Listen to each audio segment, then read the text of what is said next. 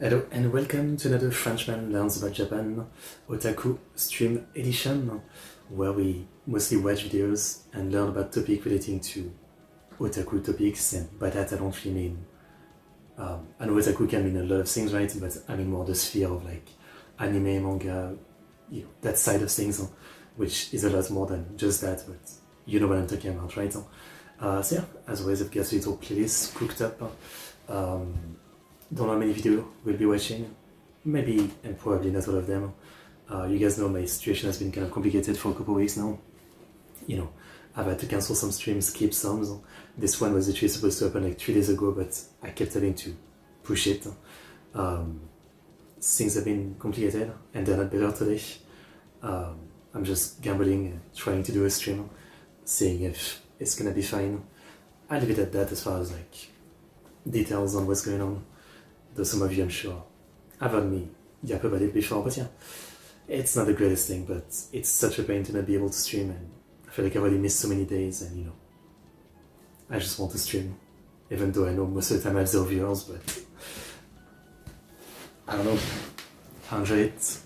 It's one of the few things I enjoy doing, so I'm gonna do it, or try at least.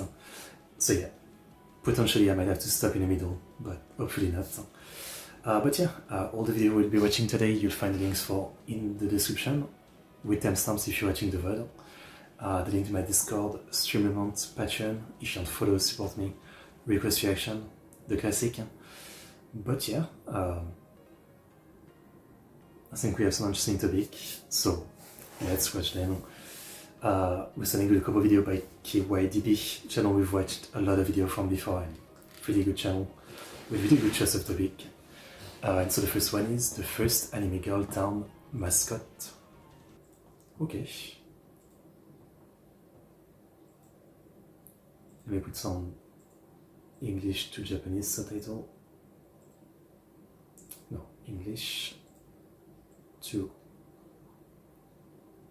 Japanese. The use of anime girls to promote local governments is not an unusual practice nowadays, but of course everything has to start somewhere. And in this case, it started in the 1st of March 2001 when this image appeared. These are Mahoro-chan and Yamato-kun. They were used to decorate the top page of the website of Yamato Town in the prefecture of Saga, with illustrations being replaced once in a while. Yamato Town was rather small, with 22,000 inhabitants and a rich history that dated back to the Jomon and Yaoi periods, ancient Japan, and it was portrayed in their designs. The website and illustrations got some attention at first, posted on some popular blogs, and it did manage to remove the stern image you would usually see on a town hall website. But what really set things in motion was a year and... Okay, I mean, if you put her in a Shrine Maiden outfit, she looks like Rika from Higurashi. Come on. 4 months later, after Mahoro-chan and Yamato-kun's first appearance, a thread was posted on the Hankaku Nijigen board in Pink Channel. Hankaku Nijigen being a board focused on illustrations, and Pink Channel being an adult-oriented board within 2 Channel at the time. The thread was called Saga Prefecture Yamato Town's image character Mahoro-tan, with the OP linking to pictures of Mahoro posted on Yamato Town's website. Some people found it humorous, some found it surprising this was a town government website, some were celebrating the moe, some thought Mahoro could be the next big thing after Ekoko. On the 22nd of July 2002, the website surpassed 50,000 visits. On the 28th, it surpassed 100,000 visits. The very next day, it surpassed 150,000 visits. Obviously, the people running the Yamato Town website took notice of it, and they were actually concerned if the sudden load wasn't troubling their internet provider, and considered changing the contents of the website. But things calmed down before that happened, and so they were just happy to see people talking about Mahoro-chan, Yamato-kun, and the town of Yamato. From then, Mahoro-chan and Yamato-kun became the face of the website, being used even more throughout it, and they even opened a gallery so people could look at older art, and even posts started being written with "It's Mahoro," as if she's writing the posts herself.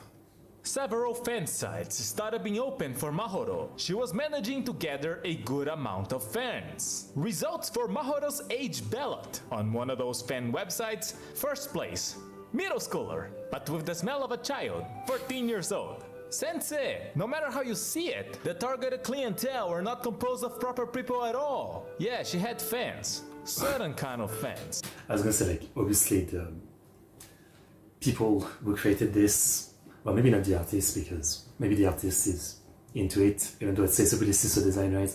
But like the town hall people have probably no idea of the thing that they've unleashed. I mean, you can make any kind of like anime character design and it's gonna get you dead, so I feel like you should know that. But most people don't know that. And these fans started creating. There were definitely a good amount of art of her coming out. Someone made a typing game teaching you how to speak in Saga dialect. Wow, it's like we're speaking a whole different language. There were doujinshi coming out. There were figures made out of her. One individual that goes by Don, who also ran one of the fan websites, created several flash videos on Mahoro and the town of Yamato, parodying key visual novels. At least one of them got seen by people from the Yamato town government. At one point, a new character started appearing, this little red-haired girl, and she was created as a mascot for the local industry and commerce tourism. They requested people to send name suggestions. She eventually ended up being named Mikoto. Miko-Miko-Nas! Miko-Miko-Nas! Miko-Miko-Nas! Miko-Miko-Nas! Miko-Miko-Nas! Miko-Miko-Nas! Miko-Miko-Nas! Miko-Miko-Nas! 最後にもう一応はい Miko-Miko-Nas! And she was something like a little sister to Mahoro. Results for Mikoto age ballot on the same fan website. 9 years old. She's definitely younger than Mahoro-tan. Single digit. Okay, let's see if the second place answer is a little bit more proper. I want to become the cushion that Mikoto-tan sits on. Yep, not surprised, me too. The people who sent name suggestions even got gifted with a CD containing behind-the-scene talks about the character designs and full-sized drawings. Each CD had a drawing on the front, and the person who sent the chosen name also got 2 illustrated CD. Damn, CDs used to be 700 megabytes. That's so small, but fair enough. I remember like in the early 2010, like most movie, when you would download it in torrent or something, it would be 700 megabytes or something. Probably because that's a CD rip. Makes sense. Makes sense. A drawing on the front, and the person who sent the chosen name also got 2 illustrations. Mahoro on her bed hugging a pillow, and Mikoto on the hot springs while enjoying what seems to be coffee. Beyond the internet, the Mahoro boom caught the attention of print publications, appearing in magazines such as Tech Win, Dime, Weekly ASCII, Yahoo Internet Guide, and Netrunner, as well as appearing in local newspapers with a lovely original illustration, and even making some TV appearances. She even ended up getting one of those Netrunner cards. This cover might seem very familiar for those who watched the OS-tan video, but this time no one really complained because for Mahoro-chan and Yamato-kun, this was good. Well, no one complained besides Don, who apparently bought 11 magazines and wasn't able to even get one card of Mahoro-chan and Yamato-kun.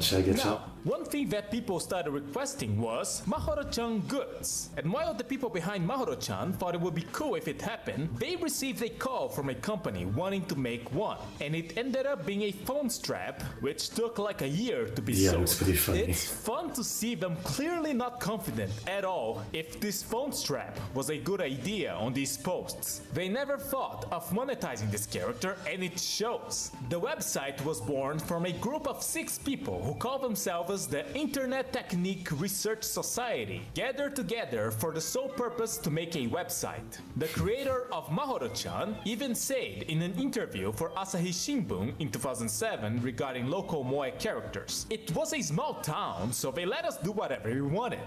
You can feel how old this website is when they're saying things like, you can even connect to the internet with your phone nowadays. So the strap was sold in a local event, the Mahoroba Festival, and with each purchase they even gave out a card to promote sales. The straps did actually sold well, much better than they thought actually. They made 1,000 units, 700 sold on this event, and the rest sold in consecutive events, to which they ran out in 2 months. And as proof that Mahoro was known across the country, there were people who drove 10 hours from the Kansai region to get the straps. That's Really crazy. nice for a town with 22,000 people.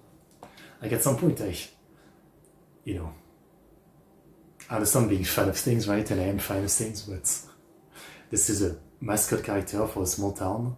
It's not a character that is linked to any stories, right? It's not from like a piece of media per se.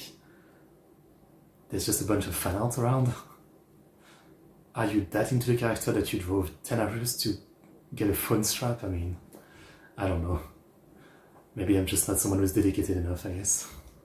Other things that could be counted as goods are towels that were handed out for participants in a local race and fans given out for the fireworks festival. You could really feel her presence in Yamato was becoming much more than just a website character. She started being seen on the real world. A local roadside station was open and it was decorated with Mahoro-chan and Yamato-kun. She could be seen on the parking lot, the shop front boards, inside the building, on pamphlets and on the bags.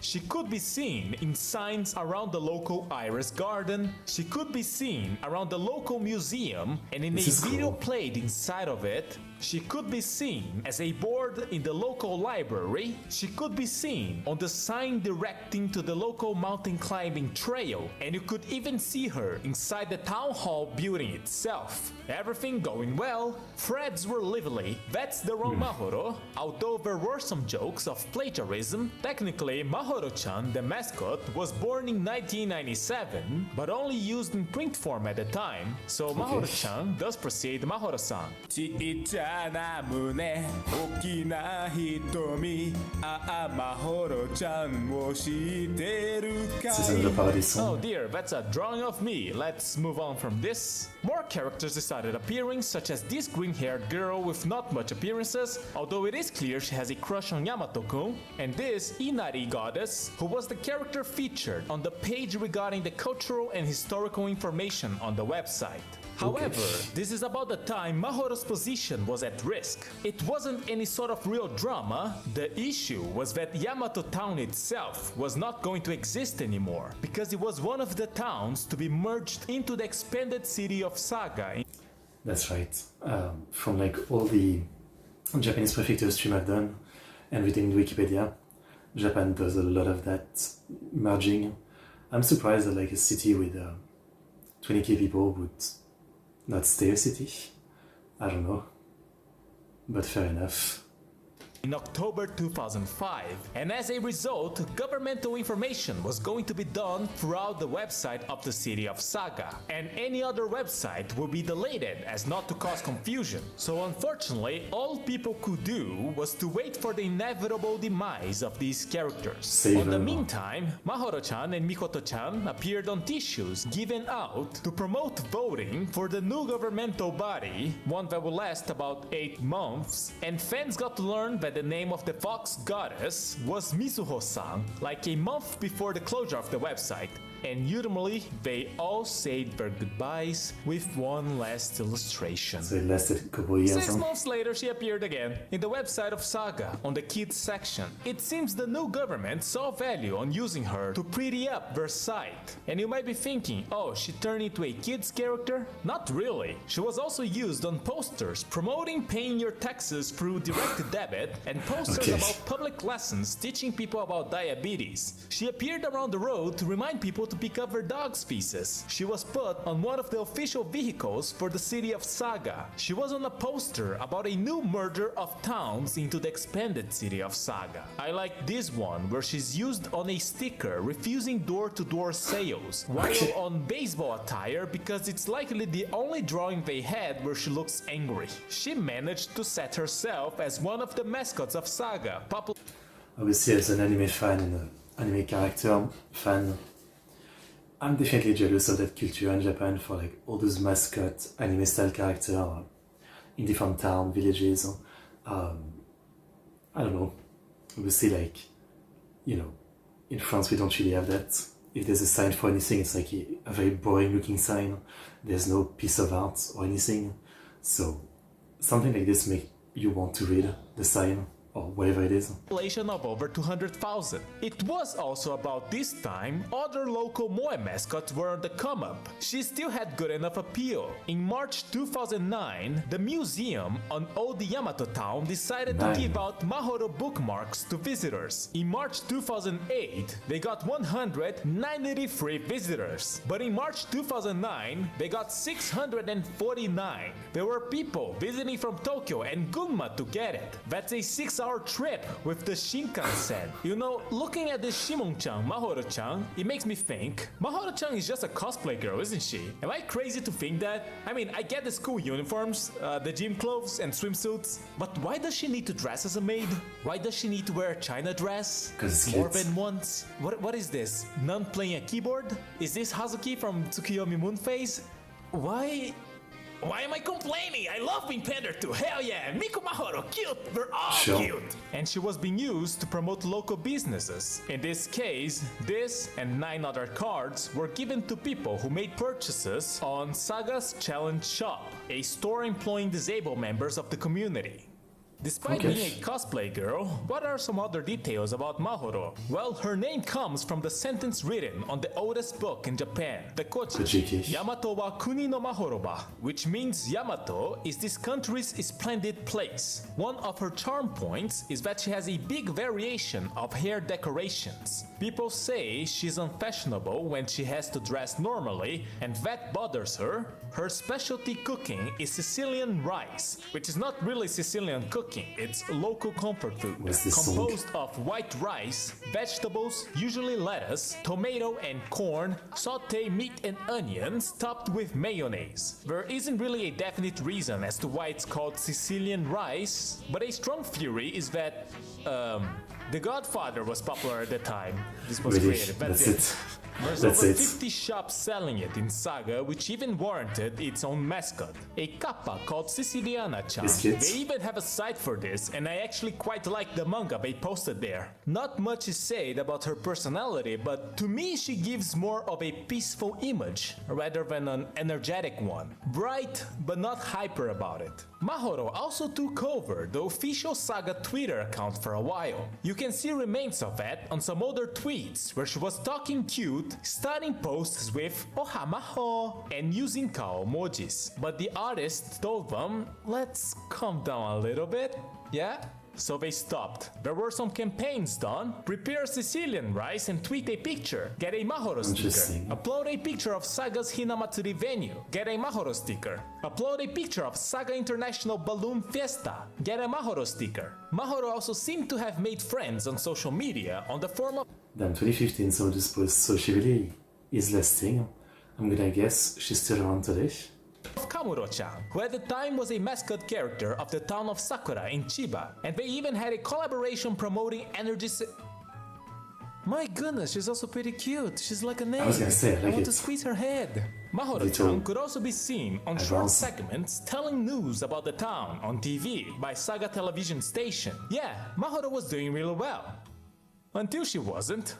In 2015, Mahoro-chan graduated from her activities on Twitter and was eventually taken from the kid space in the website. It seems something regarding change of personnel behind the scenes led to this, as well as Saga changing their plan of action regarding Mahoro-chan. The art has looked consistent, so was it actually the same artist for like almost 15 years?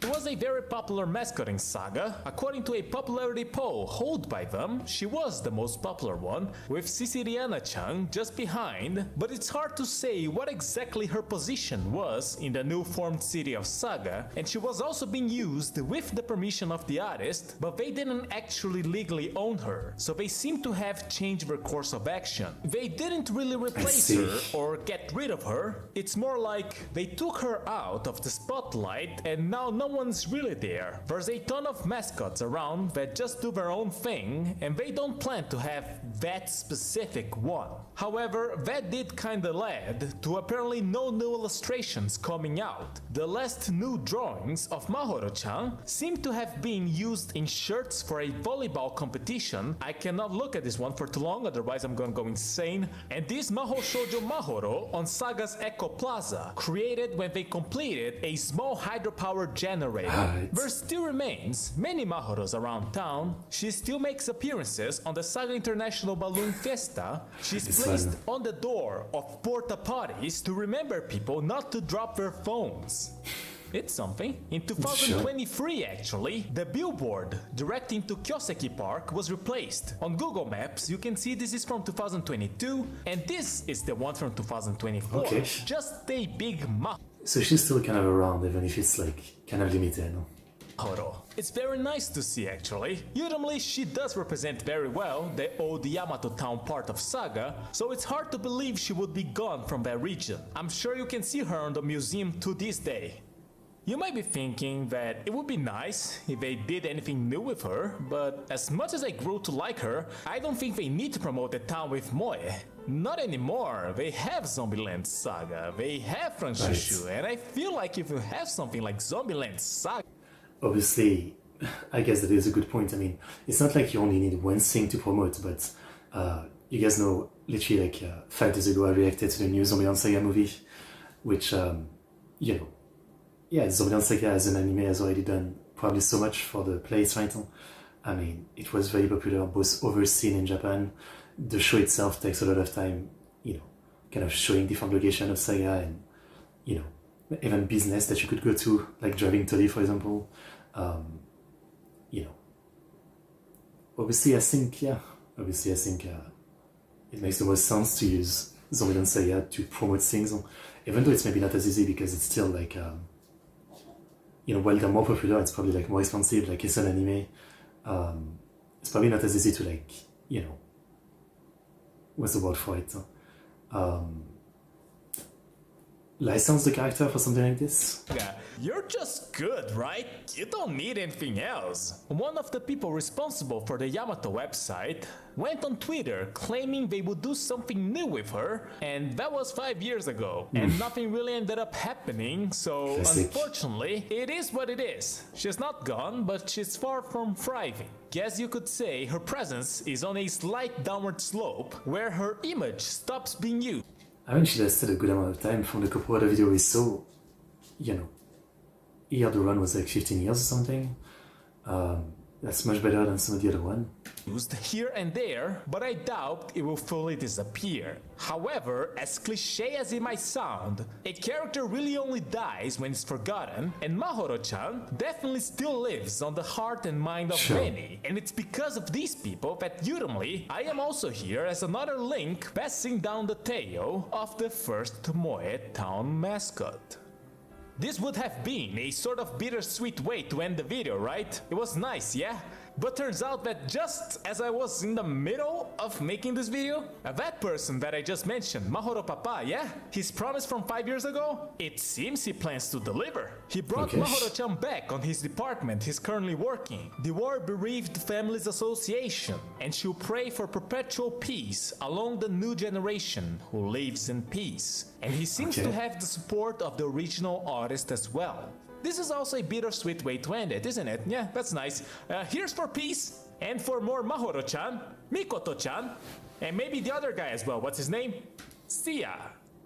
It's really interesting, like the day I go to Japan, you know, I definitely have intention of like going off the beaten path, not really going to like obvious tourist spot, right? So it would be really interesting when you go into a small town and you see there like little mascot or anime character and stuff, and try to learn the history of this, because I'm sure like there's always some kind of specific history and all that. Very interesting. I love this kind of stories. I mean, that's why we watch these kind of videos. It's great, you know. It's great, yeah. Really great channel. I'm glad I discovered it. But yeah, we have more video from the channel. Otherwise, what can I say? Cute character. Maybe, you know, a bit lacking in terms of story and more element outside of the design itself. But cute character. Next we have 2 mangaka and a 20+ year long rivalry, and one of them seems to be the Sayonara Zetsubo Sensei artist, which I'm a big fan.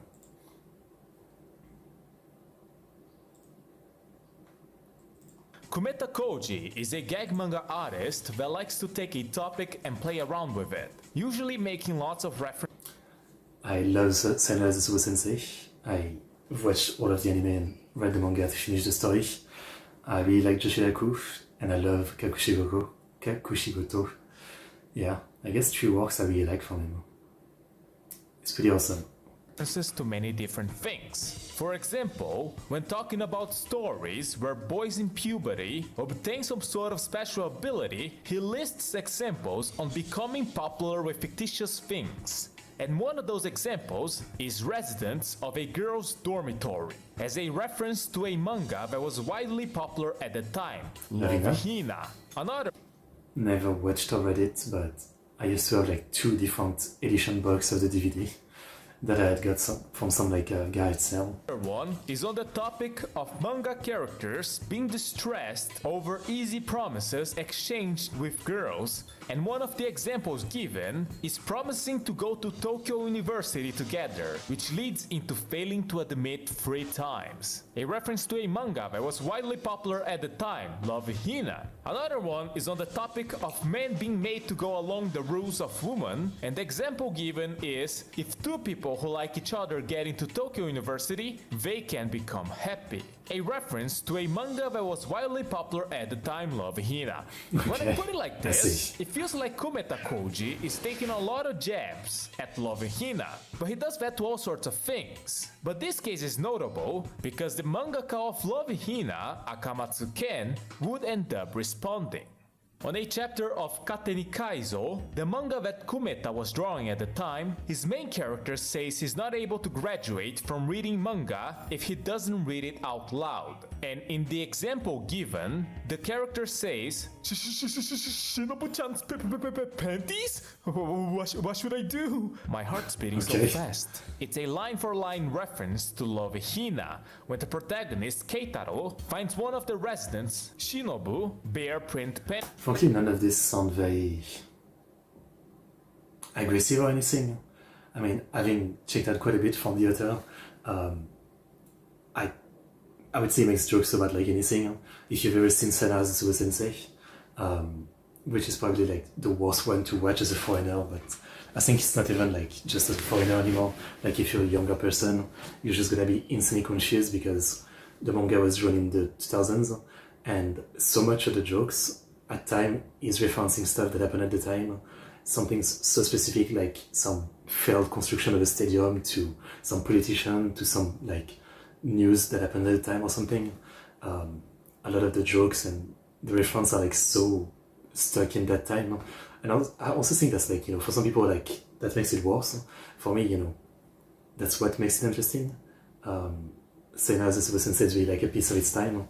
And I would say like all the examples shown here don't really seem like that mean-spirited, you know, I don't know. And that is when Akamatsu finally reacted, posting in his personal website where in March of the year 2000, for the first time, he uttered the words, Kumeta bastard, which sounds a little bit dramatic if he was actually mad. Kumeta bastard, without honorifics. He has the nerve to joke about Love Hina every single week. Sorry, I was talking to myself. I mean, to be honest, you know, he's probably reading the manga every single week, so maybe he's actually a fan. For a 2000 audience, it wasn't very clear if he was angry or not, so he had to clarify that he, who's happy to buy Ero Dojinshi of Love Hina, wouldn't be mad at something like this. However, this made 2 things clear. He was aware of Kumeta, and he was willing to have fun with it. As a matter of fact, he was asking for more, and some more he did get. Sometimes it was inoffensive references, although Akamatsu still had fun calling Kumeta a bastard. On a chapter about having to pay the land tax though, Kumeta draws a very unflattering version of Love Hina's main heroine, Narusegawa. He even wrote a sorry outside the panel, but even so, Akamatsu once again called him a bastard, and also said he would settle things with Kumeta one. Okay, I mean, so far this doesn't actually seem like it's gonna be a genuine bad blood thing. Looks like this is just gonna be like a funny thing. Day, although he wasn't sure how. Things were settled really fast actually. On a chapter about vagueness, when listing about not knowing if you're happy or not about something, Kumeta Koji shows that he was happy to be nominated for a Kodansha Manga Award. But the winner of the category was that. Of course, that refers to Love Hina. This led to Akamatsu posting another, of course, that 20th Century Boy, Fruit Basket, and Shonen Lavina. Interesting. refers to Love Hina. This led to Akamatsu posting another Kumeta bastard in his diary. He was feeling sad Kumeta wasn't doing any jokes lately and even calls him his rival. Although with this, things were settled. Okay. Next time even, Akamatsu flaunts his victory and thinks he might invite the bastard to drink and listen to his grievances. They never met up to this point and they wouldn't meet for a good while. Okay. The references kept appearing here and there. In a chapter about things done as insurance, Love Hina is the example for putting lots of cute girls in the story is insurance in the manga world. Akamatsu seemed to enjoy the fact that the idea of having lots of beautiful girls equals Love Hina, even though at that point the series had already finished. So he took it as the great sensei's seal of approval. Also took the opportunity to praise him for his ability to keep drawing gag manga. But soon enough, Akamatsu would start a new serialization, and soon enough, Kumeta would poke at it. Rather, it was a very straight jab this time. In a chapter about people not being able to say anything when the thing goes too far, Kumeta draws himself into the manga and says, "God damn it, the readers ended up liking it, but it doesn't mean that it's a good thing to just put out a bunch of girls." So, how many are there this time? 31 girls. Is saying that, well, you know, serializes with sensei is about like, if you don't know about it, it's about a guy who's suicidal and he's a teacher, right? I mean, he's not suicidal, it's like a negative man, right? Anything, any topic, he will see things negative and he will want to kill himself, right? It's played as a joke, right? And it's about him leading this classroom of girls. It's all girls. They're all like waifus in some way, but they're all like very weird in some ways, with very specific personality. So same as the Sensei is mostly girls, I would say. Girls. Every girl in the class has a proper character setting, and it seems that every one of them already have a voice actress decided, and they're making CDs, and every character has a song. If we go that far, I can't say anything anymore.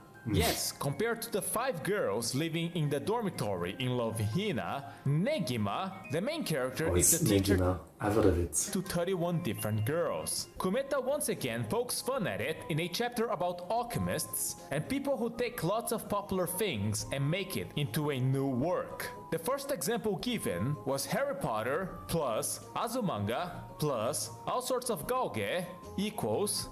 Of course, the answer was magical teacher Negima. Akamatsu was very happy to see this. But then things ended for Kumeta as well. Kateni Kaizo ended serialization, where a week later, Akamatsu posted in his diary just saying that because of Kumeta, Midori no Hibi's emotional ending was overshadowed, and he was feeling sympathy for Inoue Kazuro.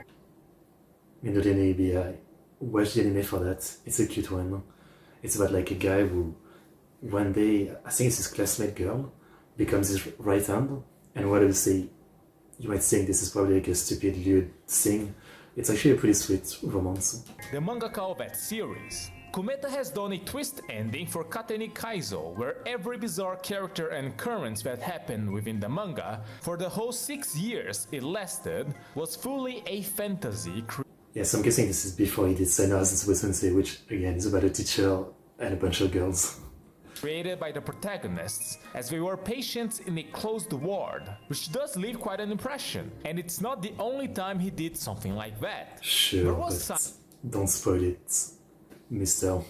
Silence between them, but in 2005, the 4th volume of Odo no Inu by Yasuhiko Yoshikazu went on sale, and on the obi of the book was a comment by Kumeta Koji, as well as an advert for his upcoming work in Weekly Shonen magazine, Sayonara Zetsubo Sensei. Akamatsu of course commented about the rumors of Kumeta going to Weekly Shonen Sunday to the Weekly Shonen magazine, the magazine he was working at the time. He even invites him to try to get a Kodansha manga award, putting the spotlight on the great Kumeta sensei's new work, and practically begs Kumeta to throw something at him, which he didn't until he did. On Sayonara Zetsubo Sensei Chapter 10, the protagonist Itoshiki Nozomu, who is a teacher, opens his student register book showing off all of his 32. students. All 32 of them, not 31. And this panel is a direct reference to Maho's Well, actually, looking at the image, I guess I was wrong. There was some guys. But I guess the guy character you don't really remember in Zetsubo Sensei, they're not like as focused on, yeah.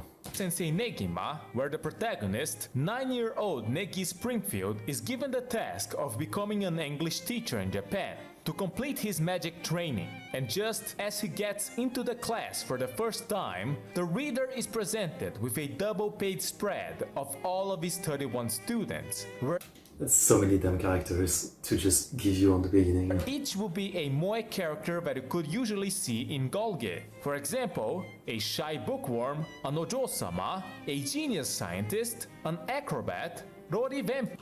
I won't lie, what I've, I guess, not touched anything from the Lavina Negima Hotel. His character design are great. He has really good art, no doubt. I mean, what I appreciate, Kumeta's artwork, I wouldn't say for the most part this was insane, but it's way more gag, so it's not like good looking most of the time, right? But yeah, this artist is pretty great, no doubt. Fire, and a net idol. Sayonara Zetsubo Sensei, on the other hand, is a story of an extremely negative teacher whose name can be read as Despair, and he is in charge of this class filled with troublesome students. For example, a girl with extreme OCD, a stalker, a hikikomori, a girl She's so cute. suspected of suffering domestic violence, an illegal immigrant, and a net idol. The blood in the register book hiding the other names is definitely not because the other students weren't thought of yet at the time. In a 2016 interview even, about 10 years after this joke, when asked about why he made so many characters in Zetsubo Sensei compared to Kateni Kaizo, he said he saw series being published all around where it felt like it was fine with just putting a bunch of If there's a bunch of girls coming out, it's fine, isn't it? I mean, he was right. If you do some cute moe character, people get interested. I am like that. I have that weakness, right? I mean, I still think I have some level of taste, right? If I watch a moe anime, but it's not that interesting, despite having cute character, I might still struggle to care, but, to get me appealed in the first place, to try your thing, having moe character is like, kind of the thing that pulls you in, and then if you have a good story, well, great. girls in it, so he sarcastically thought, what if every one of them had an issue?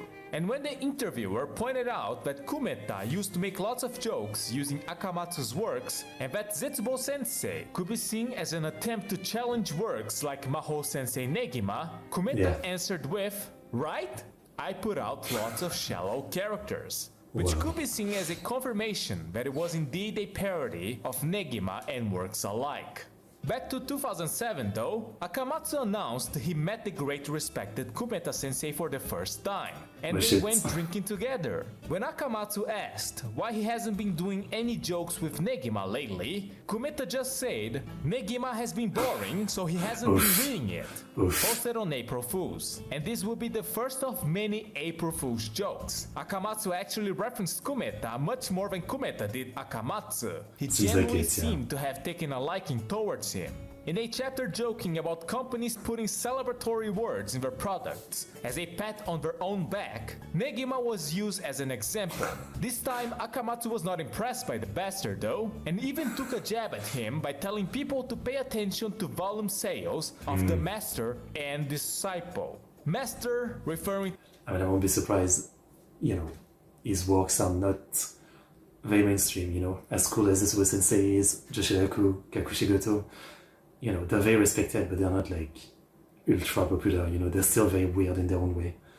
As I said, like, if I were to convince someone these days of watching Zetsubo Sensei, I know they would really struggle with like so much of the joke being like, again, so time specific, right? Like reference to like stuff from 20 years ago in Japan that you might know nothing about. And while I personally enjoyed it, watching it with a fan sub that, gives you the context, it's so, again, like, not easy to read. To Kumeta. Yeah. Hello, he's in government. Really? Koji and disciple to Hata Kenjiro, who at the time was writing Hayate no Gotoku, Hayate Oh, I've heard of this one too. the combat butler. Hata Kenjiro was Kumeta's assistant for Kateni Kaizo, which he worked for a duration of 5 years, and they developed quite a good relationship. And the experience also had an influence on Hata's style, such as the way he shaded characters or using full-body portraits on top of panels to represent a character's first appearance in the chapter. He also learned from Kumeta about the joy of making their characters cross-dress. The next day, Akamatsu posted the sales rankings, where his Negima got first place, and for some reason, he also purposefully put Oof. Number 2 was Ergir, number 3 was Ayate no Gotoku, Keikaichi, Vibidos, Inuyasha, Gelbackers, Zetsubo Sensei's number 8, Ace of Diamond, and Pride. Okay. arrows next to Hayate and Zetsubo Sensei. Hayate got third, and Zetsubo Sensei got eighth. Despite this mockery, Zetsubo Sensei would eventually get the Kodansha Manga Award, to which Kumeta Koji apologized for winning. Since his series was also getting an anime adaptation, he thought too many good things were happening, and it was like a death flag. So he decided he should die, even drawing on that week's chapter asking to be killed. So he set up a living funeral. If you've seen the face that appears in the first opening of Sayonara Zetsubo Sensei, that is the same portrait of Kumeta Koji used on his funeral. Well, I just wanted to talk about that because it's an interesting story. When asked about this living funeral, Jiminto, the party that has 2/3 of the government, okay? I didn't know that. I didn't know there was some mangaka that goes to politics in the government. Interesting. on his interview for his art book Kuigaten in 2016, he makes a direct reference to the time Kateni Kaizo lost to Love Hina, and he thought with this, Akamatsu's glory has been cancelled. They sure like each other. After the Kodansha Awards though, Kometa was neglecting Akamatsu a little bit too much, so Akamatsu decided to make a Zetsubo Sensei reference in Negima, where they go to Tokyo Big Sight and the teacher, Negi, sees one of the books drawn by his student, and that book is Zetsubo Sensei themed. The same book was later used in the Sayonara Zetsubo Sensei anime, which is also interesting because Zetsubo Sensei and Negima both had anime adaptations done by the same studio, by the same director. Wait, Negima was also by Shaft, really? My favorite Kometa work? Maybe Kakushigoto. I think I really like Zetsubo Sensei, I really like Joshidaku, but I think Kakushigoto, has more like art, the raising a daughter, the emotional element. I think, it's more emotional in that way. I would say it's not just comedy, it's also emotion. What about you? 1 year apart from each other. One time, Akamatsu appeared in a TV show as a rich mangaka, which, considering Love Hina sold 20 million copies in Japan alone, he was. Kometa's reaction was to use it as a joke in a chapter about ignoring things, which Akamatsu commented in his diary that he heard about being used as a joke, but he ignored it since it was printed towards the end of the magazine. But he also pleaded people to read, as it was a very interesting manga. And then he posted an Amazon link to Hayate Volume 12. In an interview, Kometa revealed that his house is actually pretty close to Akamatsu's studio, saying the top floor of the high-rise apartment always has the lights on.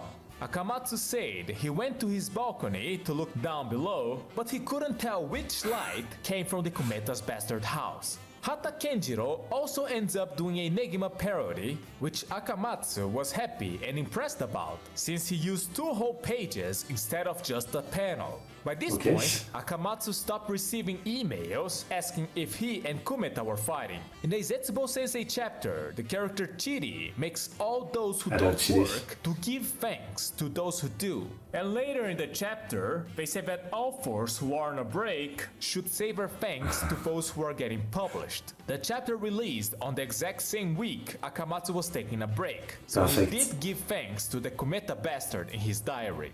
Another April Fool's joke. Second year in a row. Not many people fell for this one. Pictures of a sign event that happened in Taiwan came out, and so Akamatsu saw how Kumeta looked like for the first time. He was impressed, to say the least. In a Zetsubo Sensei chapter about people who can do 3 things, as a baseball reference I believe, a Negima fan appeared who can do all 3 things. Buy the manga, buy the anime DVD, and buy the goods. Akamatsu says the Kumeta bastard is just bothered Negima sells more than Zetsubo Sensei, but also says he knows of Kumeta's bad secret, and he was looking forward to meeting him for the first time in Kodansha year-end party. Although the great Kumeta Sensei, who he respects so much, didn't appear, so their meeting was postponed. At this point, like, this is really like a fun rivalry. I'd actually like to see those two draw a manga together, you know, see what kind of thing they would write. Some kind of manga where, like, you know, both artists are fighting each other. That could be interesting. Until the next party. Sunday and Shonen magazines were celebrating 50 years together.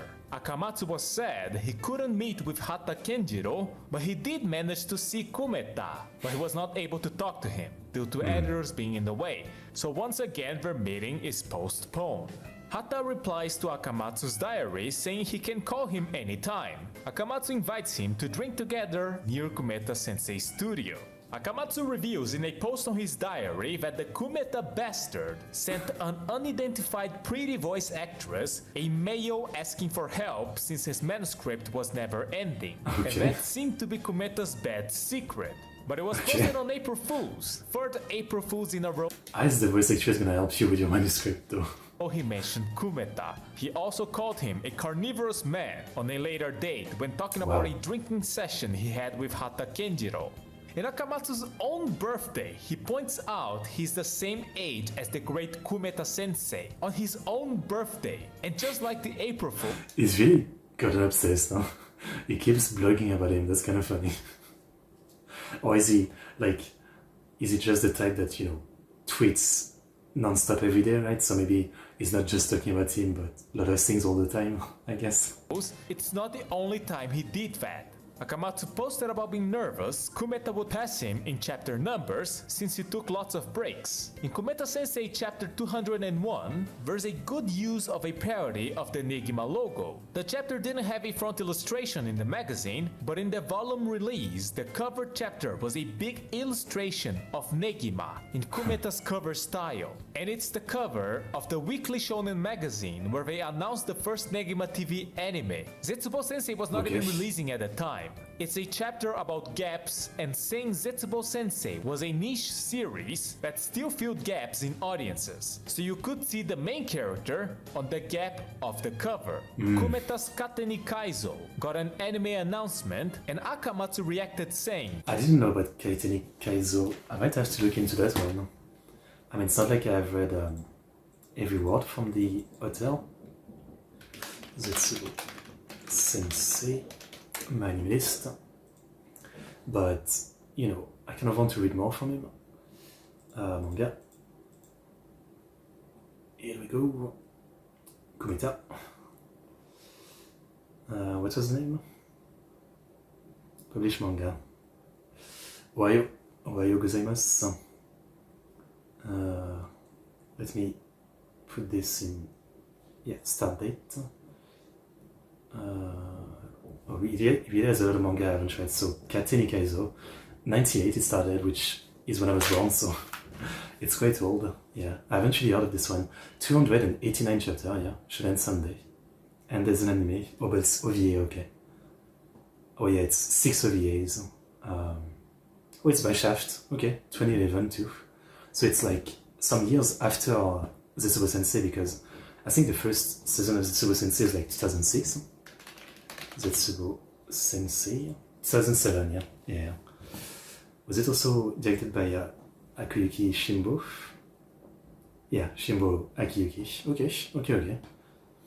I think Shimbo Akiyuki really likes Kumeta's work. Indeed. It's not like I'm frustrated or anything like that. Written like a stereotypical tsundere, and so begins Akamatsu's tsundere arc. For example, he saw that a chapter of Zetsubo Sensei and Kateni Kaizo will be released in each other's magazines, and thankfully, he was not worried at all that the Kumeta bastard was on a break, and was not relieved when he saw it was because he was drawing these 2 chapters. Even fellow mangaka started pointing out his impressive tsundere act, although according to him, he was just being tsun, not being dere. It's not like I'm against regulations on expression for the sake of Kumeta. Also, he's not my close friend. I never even met him once. Written like a stereotypical tsundere. Didn't they drink together? It's not like I'm against the transformation of copyright infringement into a non-prosecutable offense for the sake of protecting Kumeta, do you understand? Written like a stereotypical tsundere. It was announced that the Negima movie was going to be a double bill alongside the Hayate movie, and he replied to a fan that he could see the frustrated face of the great Kumeta sensei. Unfortunately for him, production issues led to the Negima movie to be 20 minutes shorter than planned. But he also mentioned there will be very interesting footage shown after the Negima movie that could only be seen in theaters. To help fill the gap, there was a short 2-minute Zetsubo Sensei Kateni Kaizo crossover animation played between the 2 movies. Akamatsu said that only this time he felt like he was helped by that guy. In a newspaper conversation between Akamatsu and Hata, we revealed that Kumeta will go to every dubbing session, bringing provisions. We heard from one of the voice actresses that she received a mail from Kumeta saying that the manuscript was not finishing, and Akamatsu asks, "Do you get now how outrageous Kumeta is?" Is that outrageous? I mean, I guess it's like, yeah, finish your manuscript. I mean, it's not gonna finish with your emailing voice actress, but you know. Fair enough. He is in the mood of like not drawing, so he has to do something else, like emailing voice actress. So it turns out that the bad secret told in April Fools was real, and explains why Akamatsu called him a carnivorous man. It's funny because we're laughing saying mangaka don't usually have contacts with the voice actresses that work on their adaptations, but Hata Kenjiro ended up marrying someone just like that. Is this whole video just me gossiping? Yes. When Negima ended and Akamatsu tweeted about it, he made sure to reference... I wonder if like Lavina or Negima are actually good. I haven't really heard too much about them. I just know their classic Harem series, right? I really have to give them a try. Well, definitely.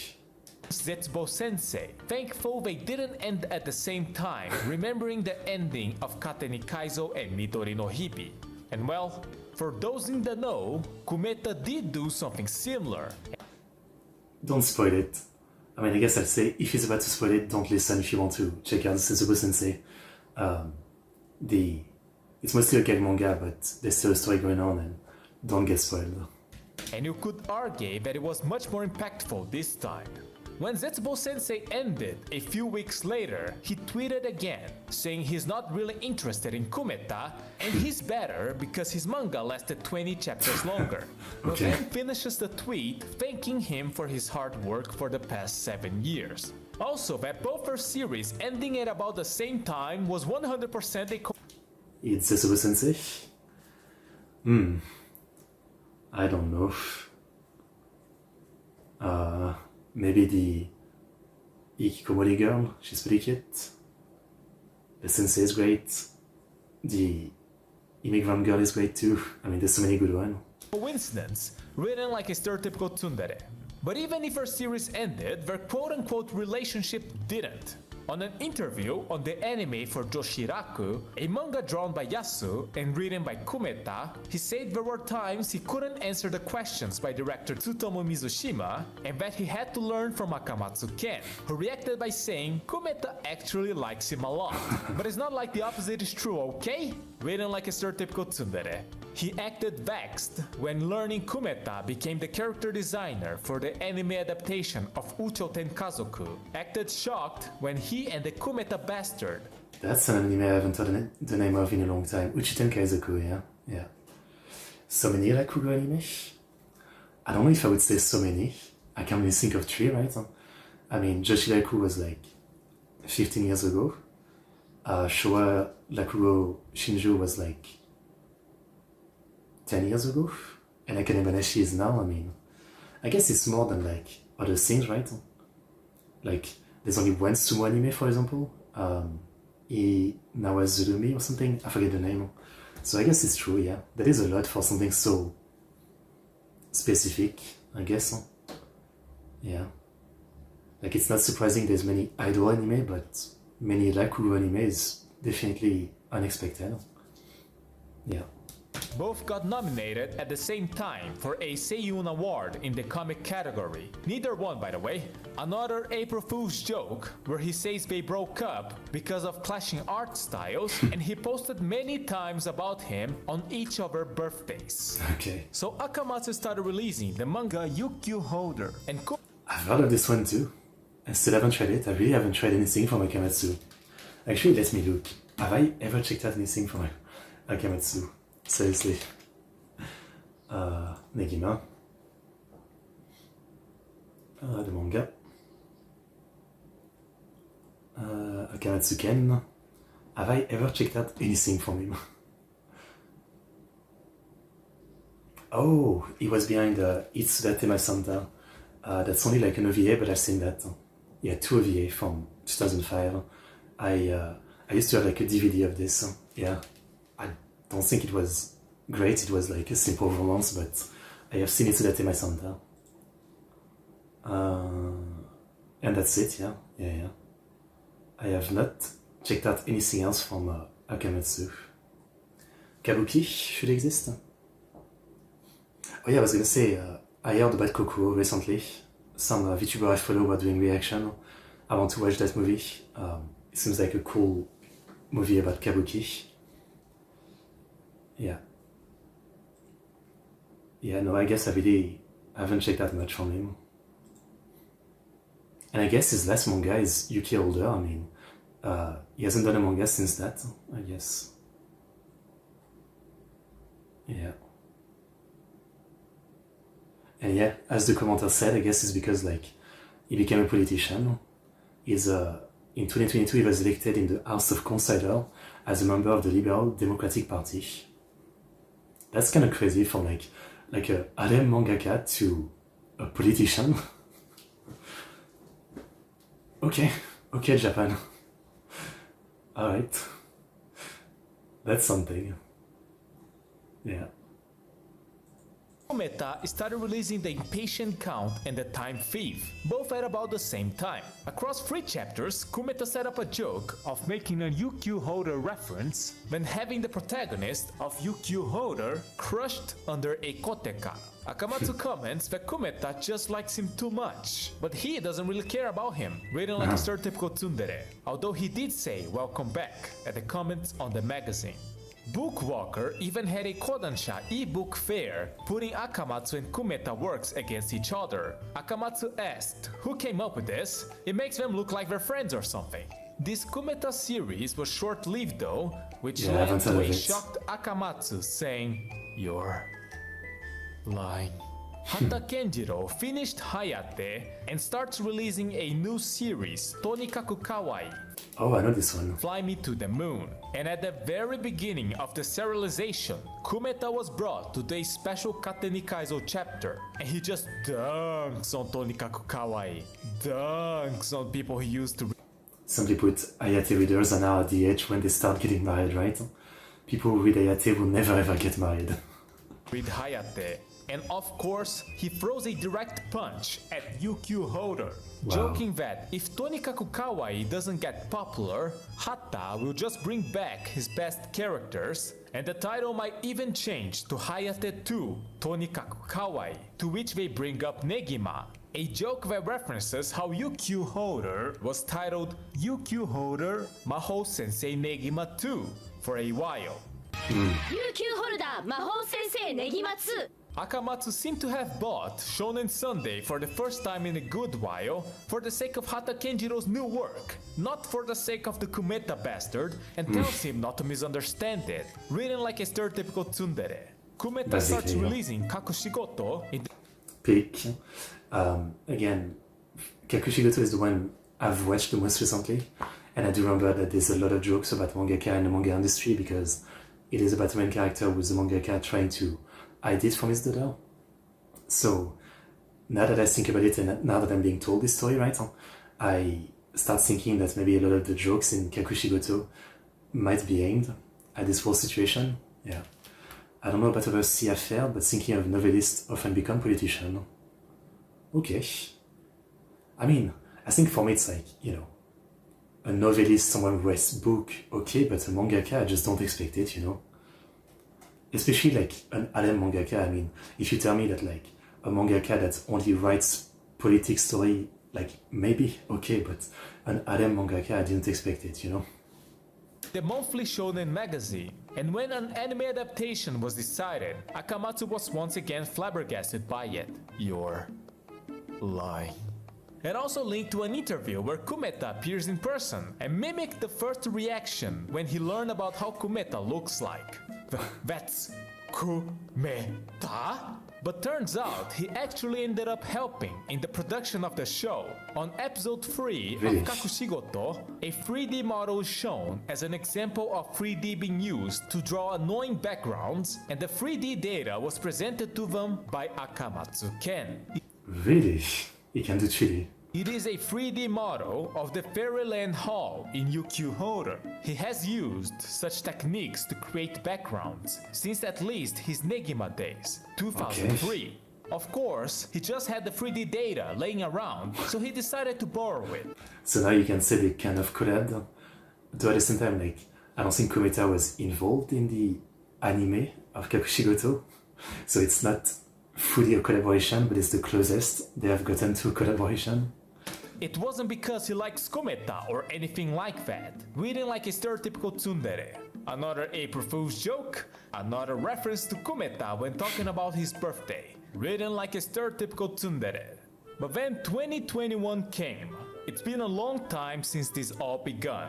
The day of his birthday, I'm gonna say, like, I'm guessing he stops doing this once he becomes a politician. I'm guessing he stops doing this. once again posted about how he would be the same age of the respected mangaka Kumeta Koji sensei. But something interesting also happened at the same time. Because of the coronavirus, the Kodansha Manga Award The ending, Symphony Song of a Bee. were halted for a year. So they decided that in the following year, the 44th and 45th awards were to be held both at the same time. Akamatsu Ken was part of the selection committee in the 44th awards. Kumeta Koji was part of the selection in the 44th Tokyo Revengers, Blue Period, Taisetsu no Anashi. awards. Kumeta Koji I actually was know part of the those. selection committee in the 45th awards. So because of that, for the first time in 20 years, Akamatsu Ken and Kumeta Koji would have the chance to meet face to face and Let's go. engage with each other. So Akamatsu asked people on Twitter how he should approach the bastard with a poll. And the votes went like this. 17.5% of users voted for a confession of love, as in Kumeta confesses to Akamatsu. 18.6% of users voted so Akamatsu would approach Kumeta asking to be paid for the 3D data using Kakushigoto. 27.8% of users voted so Akamatsu would say he was a fan of Kumeta and ask him for a sign, while handing him Volume 1 of Hayate no Gotoku. But the one that got the most votes, with 36.1% of total votes, Fighting, kissing. hug him from behind and take Okay. a picture. Post it on Twitter. And so the first direct contact Akamatsu Ken Actually ever did. had with the Kumeta bastard. Mangaka yaoi. Let's go. After a 20-year-long back and forth, ended up in a hug. Of course, with Kumeta's consent. Akamatsu also got Kumeta to sign a volume of Yukyu Horror in what he called a historical settlement, and later he gifted the volume to one of his followers, Yes, good job. closing the pages of their 20-year-long rivalry? A pro wrestling type of rivalry. This feels like a closure, but well, things didn't really change much. Akamatsu kept referencing Kumeta on his birthday, when Kumeta gets some sort of big project, and on April Fools. For example, an Isekai collab, where they plan to make a work called After He Became Despaired in Another World, the Kumeta bastard became a girl. It's a little bit lewd, and Negima / Zetsubo Sensei characters would appear in it. Eventually, Akamatsu... I mean, frankly, again, I think it would have been actually fun to see the studio project. Like, I don't know, it could have been interesting. would run for a seat in the House of Councilor. Wait, so he's promoting himself as a politician while referencing his manga? Really? I don't know why I would expect that he would, like, you know, try to not really reference them, right? Because they're like harem manga kind of thing, right? But I guess he doesn't care. I kind of respect that, you know? Like, this is who I am. I'm the guy who does the harem manga. And I will be a politician. I kind of respect that. As a matter of fact, after Akamatsu confirmed he was allowed to take the picture, the bastard said, "Don't use it for your campaign." He got good intuition.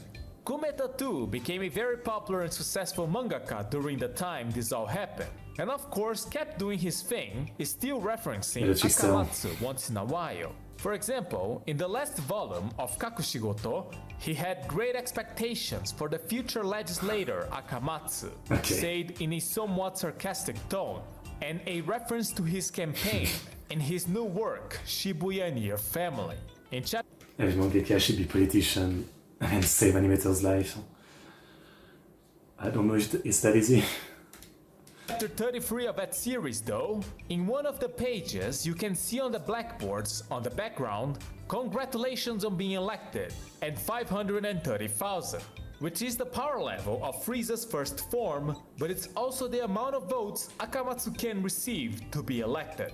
That's a lot.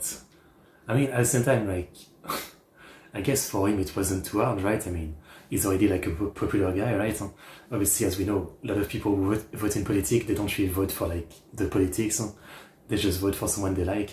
And so, if you're a popular mangaka, I mean, I think a lot of people are gonna vote for you. It's that simple, right?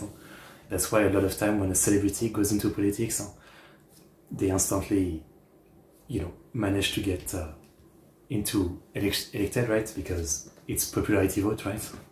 Yeah. And I think this is where things stand right now. They're both living their own lives, doing their thing, although Akamatsu once again referenced Kumeta in his own birthday. This year so he's still doing it, like, the guy became a politician, but he still has time to write jokes about about the other mangaka. Even just a few months ago. But there's not much more to say. I only looked into all this because I heard the term Kumeta no Yaro, Kumeta bastard, and was really interested in it. This ended up a bit different from what I usually do, but I'll be talking about a cute girl next time for sure. If you enjoy my videos, please consider... I need more like stories like this. I mean, you know, even legendary mangaka, usually you don't really hear like behind the scenes story like this as much. I want more like this, yeah. Politicians who love manga and save liberty of expression are popular. Yeah. I mean, that's good. That's good. Becoming a patron. Now. Okay, I think that's it for the video. Okay, that was great. I really enjoyed that. I mean, I definitely need to check out some stuff from Akamatsu. Some of his classics. And as far as Kumeta Koji, I mean, yeah. I hope he has more successful manga because I don't think there's really like much mangaka with a style like him. What has he done since Kakushigoto? He has done a light novel, a one-shot, and 3 manga already. Since Kakushigoto, which was 10 years ago. So he has done Nankuro-ne-san, 5 volumes, okay. Manga Day to Day, oh, it's an anthology, okay. And Shibuya Near Family, which is publishing for the last 5 years, okay. Okay. Hopefully this gets an anime, that would be nice. Okay, well, great video, I mean, love it, super interesting, yeah, great video. Okay, Next we have this one, which is she got very popular lately. I don't know what this is about. Imagine you suddenly hear a voice calling you from an arcade cabinet saying, そこのおじさん、私といいことしよう。 well, before he realizes, Uncle here is already standing in front of the cabinet. This is the 17-year-old high school girl called Tomomi, who has become very popular lately. But as the screen changes, other characters start appearing. We also have the 18-year-old Oh, this is cool. Maiko called Maiko. Maiko being an apprentice geisha. そこの旦那はん、寄っていかはらしまへんか？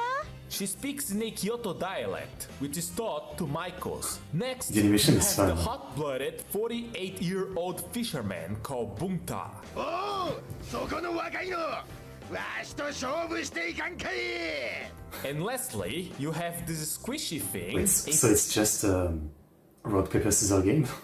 3-year-old cat called Tama. 僕と勝負していくにゃ。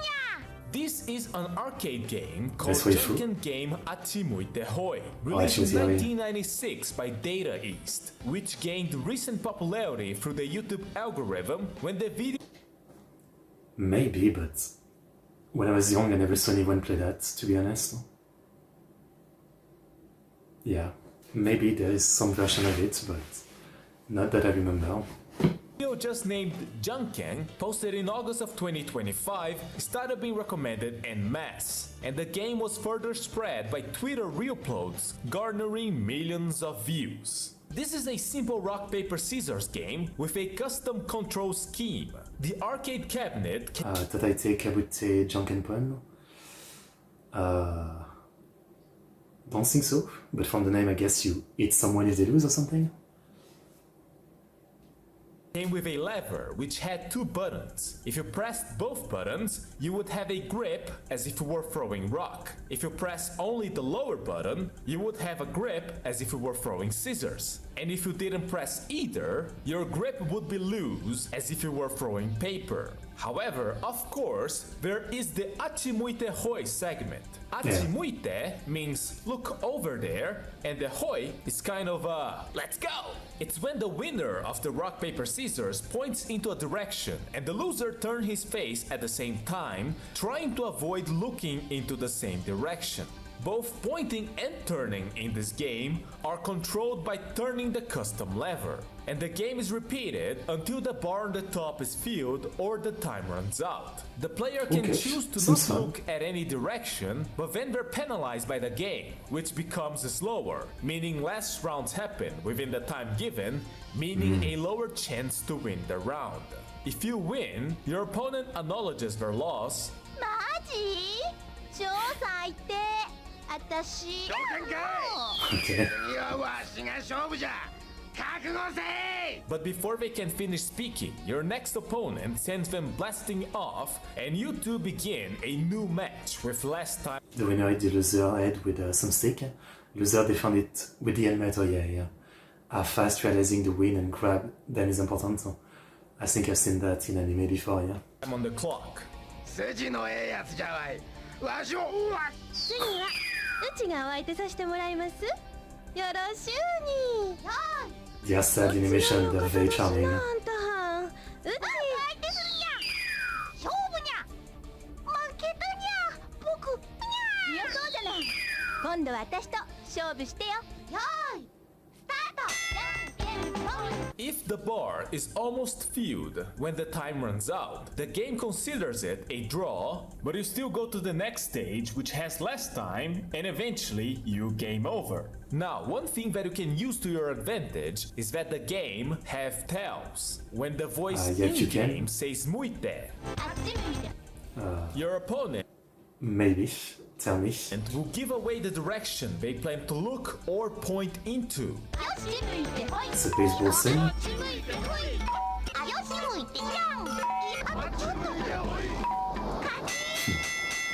But on later rounds, your opponent will try to trick you up, and the game becomes too fast to even react to their new tricks, making a loss eventually inevitable. Still, just playing the game felt rather pleasant, and that was thanks to the lovely and incredibly expressive characters. 私と勝負する？それじゃあいくよ。うちと遊んでくれはるんやね。ほな勝負どつえ。真剣勝負じゃ。根性を見せてみ。覚悟はいるんじゃ。I really like the look of And this. as a statement to it, a ton of people were charmed by the high school girl Tomomi. It makes you think that the person who designed and animated her really gets it. And it makes you wonder, who is this person? Well, Sure. their name John Ken, what the loser takes off the clothes, and when we become naked is the loser. Oh, that's what it is, yes, yes. Also, you see it in anime all the time, yeah. You take one piece of clothes every time. was revealed when the game was quickly mentioned in the magazine Arcade Gamer Volume 2, released in February 2014. After a quick 13. explanation of the game, it then says that the person who drew these characters is animator Watanabe Akio. Besides his works as animator and animation director, at a glance he's more well known for his character designs. The Monogatari series, the Grisaya series, the anime, for the game too, but not all of the characters. The 2020 Higurashi series. I mean, I do like the 2020 designs, sure, but we don't talk about the 2020 Higurashi. Fucking hell. That doesn't exist. The Road God Only Knows, the Soul Taker / Nurse Witch Komugi. Hell, I'm going to throw in Etotama as well because I really like that one. Yes, it was that Watanabe Akio who was very surprised and wondering why his friends were asking him about this thing he worked on 30 years ago all of a sudden. Yeah. GameSpark did an interview with him where he revealed some information about this game. Regarding Tomomi, at the time, when it came to high school girls, he had a mental image of the girls in the Power Instinct series, naming Murata Range's designs as giving him great inspiration to draw Tomomi the way shiny? she is. In what way do you mean shiny? Like, you mean bright, like bright colors or something? I always thought Monogatari was kind of grey, you know? Regarding Tama, it was the character he had more freedom to draw and play around. But also, because Tama was placed right on top of the arcade cabinet, he claims that Tama was the first character of his that ever got a figure. Good luck finding that one. Regarding Bunta, he was happy to be able to draw a character like him, being a fan of Data East titles like Trio the Punch. Unfortunately, he didn't say anything that notable for the Maiko, which is why I will. When she gets flustered and her kimono starts sliding down, I think that's wonderful. But Yes. it also makes her match more difficult, because your eyes move from here to here, so you end up... It's fine, I'm a gamer. I mean, I'm a true gamer, you know. Lewdness will not beat me. When I game, I game. Orny is temporary, gaming is forever.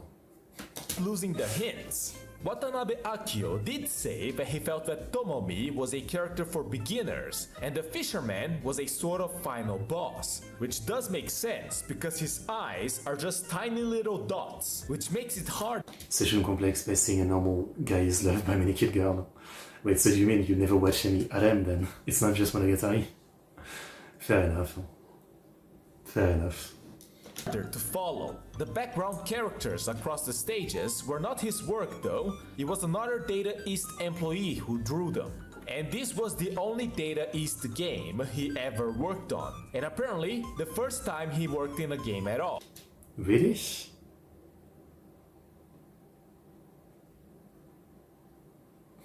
Are you sure about that? Never heard of that. He was an animator for anime companies. There was going to be a female character-only fighting game by Data East, but it was cancelled.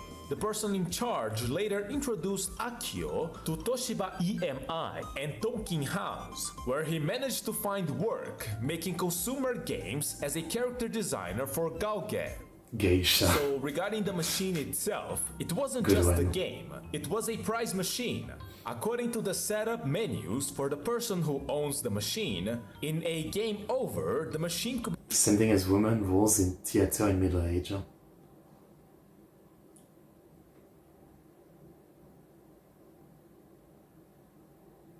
Okay. I mean, I have a hard time believing that all geisha back in the day were actually guys. Like, I definitely can believe that some of them were, but you mean like majority?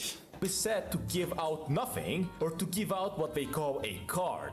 If you turn pamphlets promoting sales for the cabinet of Junkin game Achimuitehoi around, there was also an announcement saying that Data East planned to release stickers, with the first batch of stickers featuring characters from the game Magical Drop 2, another Data East arcade game that was released and actually advertised at about the same time as Junkin game Achimuitehoi. The character on the setup menu is the Magical Drop character called Star. On the Game Machine magazine, they mentioned the machine gave out cards, but later they would use the word for sticker, so it seems safe to say that Data East was hoping to sell those stickers as well, to be given out as prizes. If you beat your first opponent, when you get a game over, you're given a mini game for the chance of an extra prize. Of course, this just gives the player the illusion of choice, because the payout rate is set by the owner of the machine.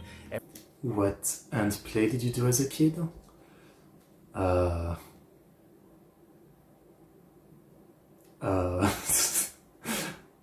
don't know. I guess people play like rock, paper, scissors, but I don't think I played that many times. There was also Un, deux, trois, soleil, which is the one where, you know, someone is like against a wall and they cover their eyes and they do like 1, 2, 3 and sun, and they turn around and people are trying to get close to them, but they have to like freeze when they turn around. I mean, kind of like the Squid Game thing. I'm sure there's a name for it in Japan. That's the only games I can remember playing in the courtyard, basically. By default, it's set at a lovely 10% payout rate. However, if the player was given the win, they would get 1 or 2 more cards, nothing if the owner is feeling stingy, or a 75mm capsule, as is stated on the Game Machine magazine, a capsule which was likely filled with candy. Unfortunately for the people emulating it, 係員をお呼びください they would just get a screen asking the player to call an employee because the machine is out of capsules. So the question is, how did the machine do? Well, it was normally advertised around. I find it a bit funny that suddenly the advertisements added in small letters, Achimuitehoi is a registered trademark by Banpresto. And it might be because Banpresto had an Ampanman Achimuitehoi machine released in 1992. But this is just a digression. Data East took a few machines to AOU Amusement Expo 1996, alongside Magical Drop 2, Skullfang, Mouseken Ojama The World, and 007 Golden Eye, the pinball one. People were able to play Achimuitehoi there, and this is honestly the only picture I could find of people playing with the machine. And a little later, in the end of April, they started selling the cabinet at 680,000 yen, which was about $6,400 at the time, which is about $13,000 currently? It might be. The sale was mentioned in the Game Machine magazine for about 1.5 to 2 months, then it was gone. According to Watanabe Akio, he played the game twice, at Data East's building and at a game center in Ikebukuro. But it ended up that the machine didn't meet regulations because of giving out candy as prizes. So Data East I was thinking, like, I haven't thought of much arcade machine that give you stuff like that as prize. And I think it would be like pretty expensive to run, right? So it would mean that you have to make the price higher to play. And then I guess it's not that popular, right? I like the idea of getting a prize for playing an arcade machine, but it's probably like not that good. Had to shelve the machines they had, and only many years later, they sold it wholesale to provincial Taikomochi, originally they were called. In the 17th century, if I remember correctly, first girl appeared, and finally she was called Geiko Art Girl. Okay. Interesting. So it's like a modern myth that most geisha were women, because in like, you know, most media you see geisha are women, yeah.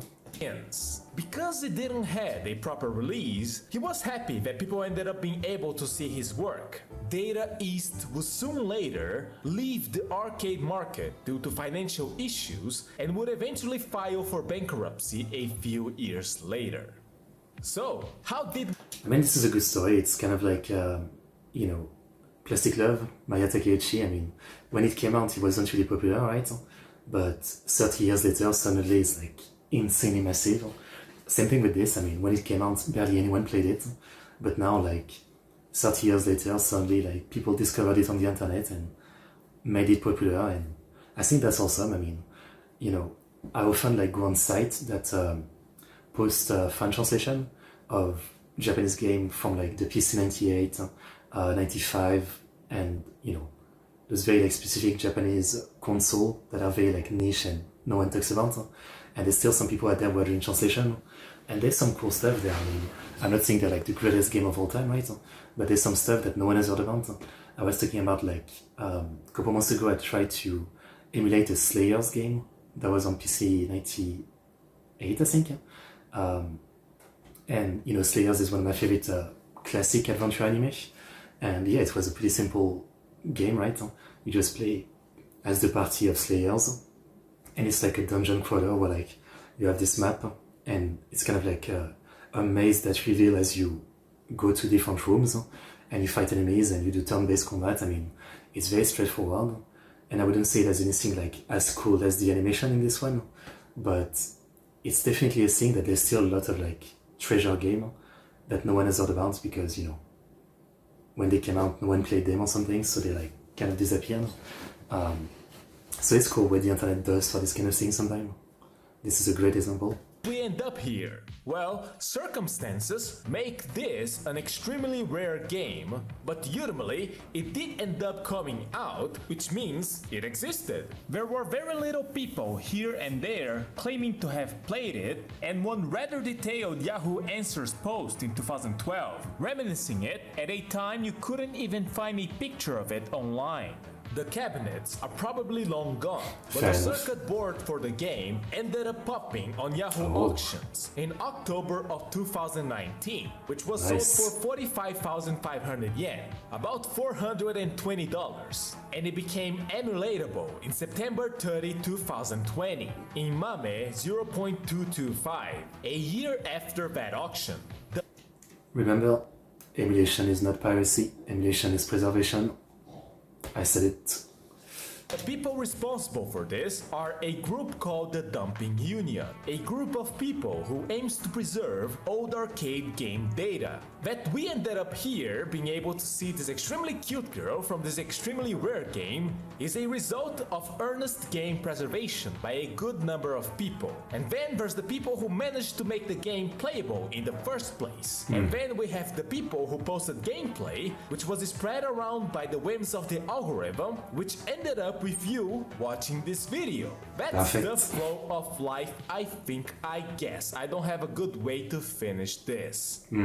Before I close things up, I would like to give a few comments on some details of the game. When you start your match with Tomomi, she spins and does a pose. It is not confirmed, but apparently this pose is apparently called a Kyain pose, which is the signature pose of the comedy duo Kyain, formed in 1991, who are still active to this day. I've seen people saying this pose was popular at the time, so she wasn't just randomly acting cute for the sake of it. She's just an energetic girl making a reference to some comedians she likes. Also, very important, when the next opponent appears shoving her out of the way, you get a peek of her camisole. Wow. Very important. How wonderful. Anyways, on every stage, the background elements play Achimuitehoi along your opponent. But the element that interests me the most is on the Maiko stage, the fire on the mountain. That is called Gozan no Okuribi, the ceremonial bonfires of the 5 mountains. It happens at the culmination of the Omo festival where is it in Yudo Camp, or there's an anime where they talk about it and they show it, maybe Yudo Camp or Mono or some traveling Japan anime. Giant bonfires are lit on mountains surrounding Kyoto, and this one is on the shape of the kanji big. It's cool. However, in the game, there's a little extra line on the upper right corner, making it the kanji for dog. This is a reference to a local story where around the 60s or 70s, someone pulled this off as a prank. However, in my research to find if it was true or not, I only found people claiming they could not find proof it actually happened. So this is urban legend. Well, I don't think there's much more to say about Junken game Achimuite Hoi. If you enjoy my videos, please... Great video, again. This is why this channel is so good. I mean, those topics are like so freaking niche, right?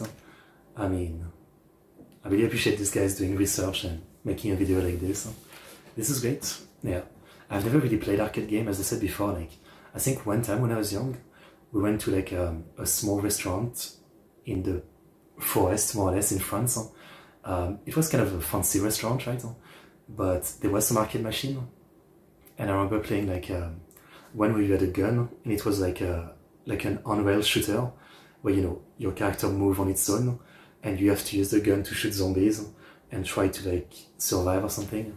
I remember playing that, and it was pretty cool. But that's probably like the only arcade game I ever played in real life. As real, the game, because it made the rounds on Twitter. Yeah.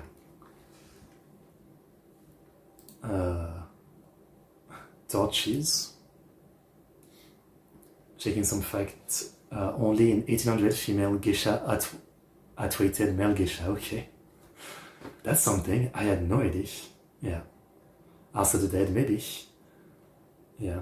I don't think you shoot only zombies, or maybe you did. I don't know. I also remember shooting like soldiers, so maybe there was 2 games. I remember like there was 2 arcade machines and a pinball machine and an karaoke table. I remember that. It was pretty fun, definitely. This is a really interesting story. Shit like mutants. Actually, I did play some other arcade game in the Yakuza game. Obviously, they emulate some Sega arcade game, so I guess I played some of them. Like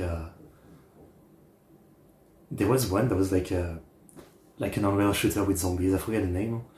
There was also like one where you're some kind of like plane, and you have to shoot a bunch of stuff. I mean, I guess I've played emulated arcade game basically. Time Crisis, maybe. I think you're right. Let's look it up.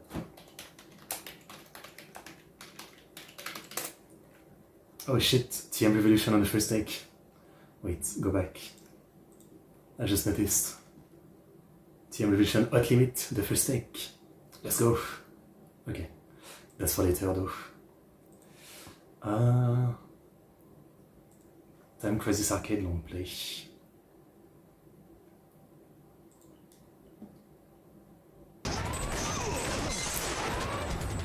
Yeah, I mean, maybe this is it. It was definitely like this, the way the screen moves, and all you have to do is aim and shoot and reload, I think. I mean, I played something like that when I was very young, right? It looked like that for sure, in terms of how it moves around, yeah. Using fingers plus your finger become your finger, and if both hands become 5 fingers, it ends. Okay. The first 4 games are on arcade. Yeah, it was something like this. I don't know if it was exactly this one. I mean, it's been too long, you know. Yeah. Maybe if I go to Japan, I need to stay away from arcades, because I feel like I would just get stuck there, you know, like the initial arcade that fully like simulated cars and stuff like that. I feel like I would be there like stuck for weeks. Too many fingers on one line. I'll open that. Japanese arcade. Oh, it's 90% claw machine, really? That's sad. I don't like claw machine. I've played claw machine a few times at like a traveling fair in my village, and I never got anything. I enjoy claw machine in Yakuza games because, you know, I don't actually spend my money. But in real life, yeah, I tried a few times, and it feels bullshit. I mean, that's all there is to it. You can literally see your claw having no strength for no reason. So like, it's not fun, yeah. Gacha pods. 10% actual arcade. Yeah, okay. Okay. Okay.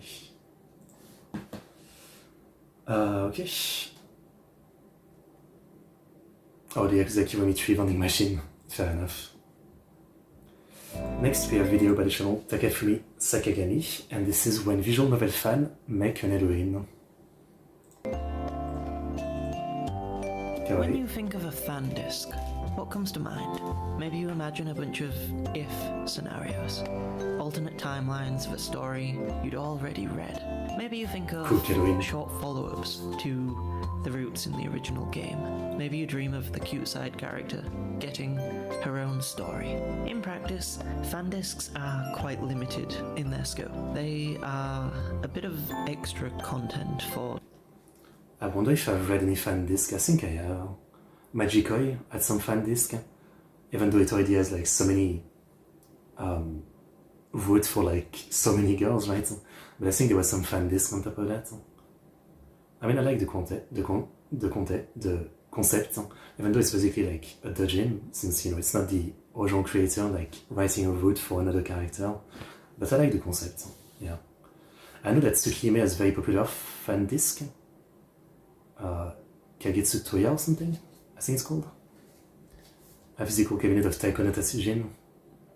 That sounds fun, yeah. Dedicated fans, but what if we went a little bit different with it? Wouldn't it be interesting if a developer decided to ask the fans directly what they would want from a fan disc?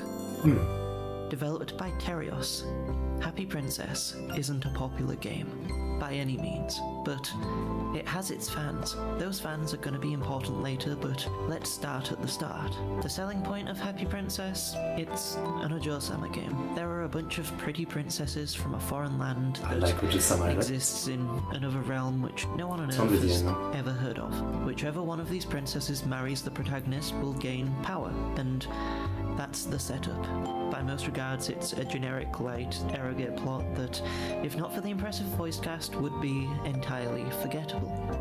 For those reasons, and many more, I'm not interested in Happy Princess.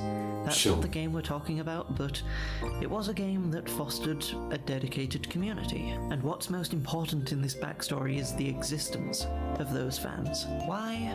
Well, it all comes down to the dedicated Terios web broadcast, something the company had long been using to promote their works.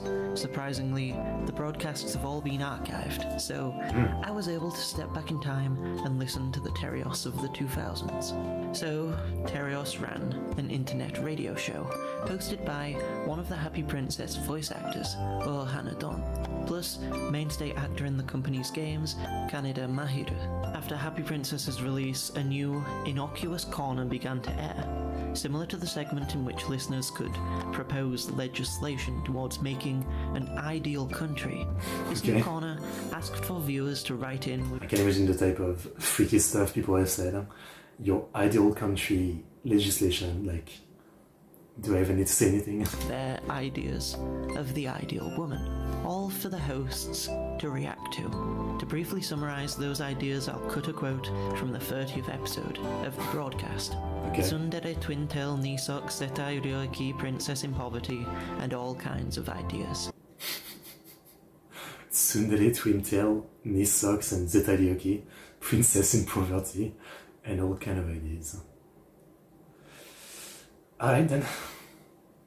Anywhere but the Philippines. In secret, however, those ideas were being used to create a new heroine to add into Happy Princess. This new heroine's behavior, her manner of speaking, as well as everything else, would be determined by listener submissions. She's a fan character. That's a fact. What's the logic on that? I was gonna say, maybe it's a religious country, but then, I feel like they would think that divorce is less bad than being gay. So then I'm confused. Like, that's a weird order of events. designed by the collective fan base, making this an Ojo-sama created by fans of an Ojo-sama game. In my head I hear that and I imagine a melting pot of Ojo-sama tropes. And so, Happy Princess Another Fairy Tale is a fan disc that, along with the usual spin-off stories you'd expect of a fan disc, includes a route for this radio-made character, Nikita Marute Mianov. Crazy Russian. name. The route begins where the marriage is very sacred in homosexuality, despite what this term evangelical tries to tell you, is nowhere condemned by the Bible. Oh, I see. So it's a country that doesn't, care more about divorce than gays. Fair enough. Well, interesting. It's the kind of fact that you would never think that's a thing, right? common route of the original Okay. game ends. Tomoyuki, having spent his time alongside the various candidates, has grown complacent. So when the deadline to choose his partner finally arrives, the life he had been taking for granted comes into question, and so the big moment arrives. Emotional music plays as Tomoyuki considers the life-changing choice he's soon to make. Outwardly, he has been completely against this whole thing, and the girls aren't even sure if he intends to choose any of them. The suspense builds. He tries to speak up, and at that very moment, a shout cuts through the many emotions. Here to intrude on the established plot is the new girl Nikita. Then she trips over and ruins the moment even further. Wasn't there a Soviet premiere called Nikita something? Cry Love, maybe? Nikita can be a guy's name too? Or I wonder if this is actually a mistake and Nikita is mostly a guy's name, but maybe for Japanese people they think because it's finished by an A sounds feminine or something? I don't know. No one knows who she is, but she certainly thinks herself as a big enough deal to diss everyone for ruining her cool entrance. Voiced by the radio lady Kaneda Mahiru, Nikita is a rich, selfish tsundere. She's Classic. got blonde hair, partially tied up in twin tails. Her eyes are a sharp tsurime design. She's smug, a bit clumsy, a bit dumb. And as we've encountered many times in the past, this rich girl is poor. Heir to a kingdom which no longer exists, her family have pridefully refused help from anybody, and they are clinging on to their former glory in hopes of reviving their great kingdom. But as a result of all of that, Nikita is now left with nothing and no one. For that reason, she is more desperate to win this battle for the protagonist's affections than anyone. But she's also more of a disaster than anyone, and her Wait, so she's a gold digger, is what we're saying? desperation only makes her seem more pathetic. Plus, nobody was expecting her, so they wouldn't be able to accommodate her even if they wanted to. The most the others can do is acknowledge her competition entry and leave her to her own devices. Unfortunately for Nikita, she really has nothing going for her. Alright. But despite her late entrance, lack of support, and none of the housing arrangements that all of the other characters get, Nikita's determined to win this contest and use it to propel her forward towards... Nikita mostly popular again male children. In India, Nikita used for female. Oh, interesting. Maybe she's Indian with Russian name. Maybe. world conquest. There's a lot to say about the character. It's hard to know where to begin. Every line of dialogue is delivered in quintessential tsundere manner, distilled into its purest form. For the son, she doesn't hold back. Everyone is and there's a heavy helping. Anta baka. She responds with phrases like Fatere, Nikita's a hopeless klutz with It's like, I understand people like what they like, but, the freaking developer gave the fan the chance to create their own character and they just literally came up with the generic classic trope. Or is there gonna be more to her? Because, this is really what you guys came up with? For once, the creator are telling you, create a character and all you do is, literally just take the trope, make the trope, and that's it. You just copied the Wikipedia for the trope. high expectations placed upon her. She's a loner whose one and only friend is a plushie, and if you happen to catch her when her guard is down, you'll see that she's a very meek, shy person. 決めてないのか。まだ私にもまだ可能性がゼロってわけじゃないのね。 In times of need, the two sides to a personality clash. The lonely girl who needs help, and the princess who must rule. She'll continue to boast and act arrogant while begging for help, growing angrier and more desperate each time you refuse. She's both son and dare, and giving up on either side would be giving up on herself.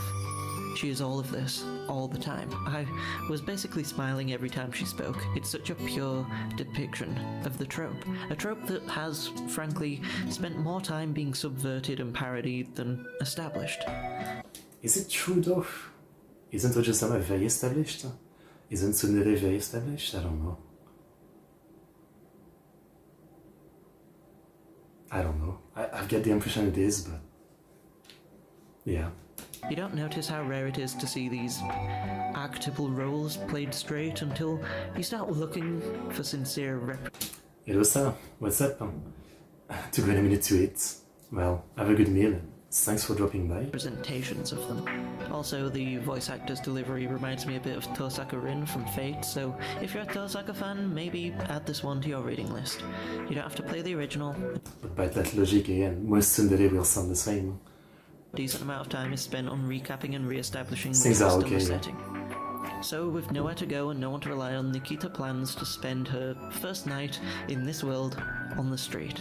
But being a beautiful lady, she of course attracts the attention of a couple sleazebags. The let's go and have some fun together kind. Our hero, worried about leaving Nikita without a place to stay, This is the trope that needs to be subverted. The random, like, you know, group of rapists that's in every kind of story like this, right?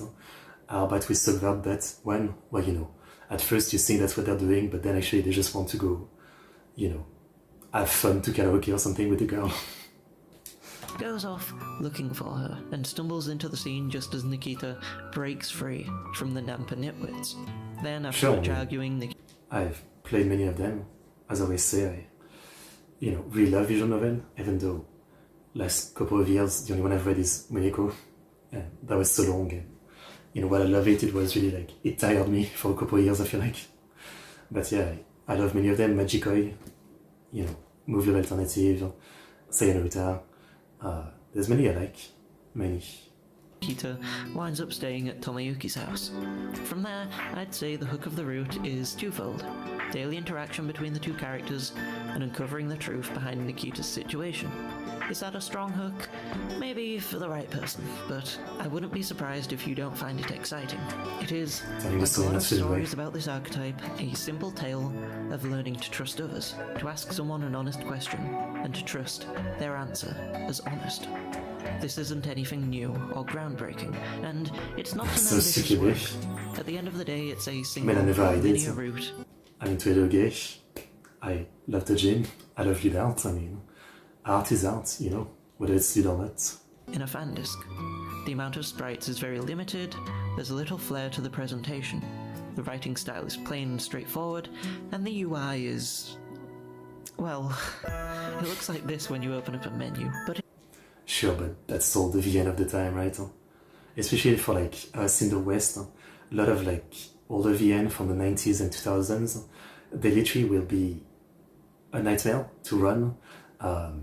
Like recently, I had that experience again trying to run one of the old Magikoi side stories. You know, because I learned that one of the characters was voiced by Asami Imai, one of my favorites. And the VN was like from the late 2000 or early 2010, but to manage to run it, I needed like to turn my PC to Japanese local. Then I needed like an external software that runs application in local Japanese, some kind of craziness like this, and a bunch of other things I needed to do to manage to launch the game at all on a not Japanese PC. You know, and the UI is often like this, yeah. It's kind of something. Like you would think VN would be pretty simple to run, but a lot of the classic one, I mean, they really need some update. I guess simply because they were made for like Windows XP 7, and I guess it just doesn't become easily compatible with like 10 or 11. It has been more than a year since I began this search for a perfect representation of the rich, blonde tsundere archetype, and while I've found some good characters, none of them have been perfect. Don't get me wrong, I have loved getting to spend time with characters such as Sena Airi and Katori Idea. Every time I play a new game, I encounter a new tsundere who is slightly unique. Maybe they have immense empathy, like Kisaragi Mifuyu. Maybe they're manipulative, like the twins from Kissing. But none of them, if I can word this as a negative, have been tropey enough to truly be the perfect tsundere ojo. The potential Nikita held when I planned out which games to cover in Sepia over 2 years ago now was immense. A collection of tropes held together by a fanbase's sheer love. Still, reality rarely results in realized potential. Once I booted up the game, I got my answer surprisingly fast. It must have taken me a minute at the most to come to my conclusion, as Nikita loudly made her entrance, stepping all over the other girl's pride, using all of the classic phrases and poses illustrated in this beautiful art style and voiced by a seiyuu who completely understands the assignment. I mean, I'd found her, the perfect tsundere ojo-sama. 2 years ago, I really wasn't sure such a thing existed within the realm of adventure and novel games. But I'm surprised. I mean, you know, my impression is that many of the classic romance VN will definitely have a character like this, with no subversion and or anything, right? They will literally be the most straightforward definition of a tsundere, right? Something like Dakapo and, you know, what you would call like a classic generic one. They don't subvert the tropes. I mean, it's exactly what you expect, you know? There must be many. But here she is. Whenever Nikita was on screen, I smiled. It's that simple. That means more to me than an ugly UI or a light plot.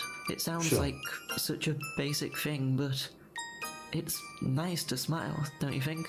It represents so much. It's a feeling that some people wish for in the moments before they sleep.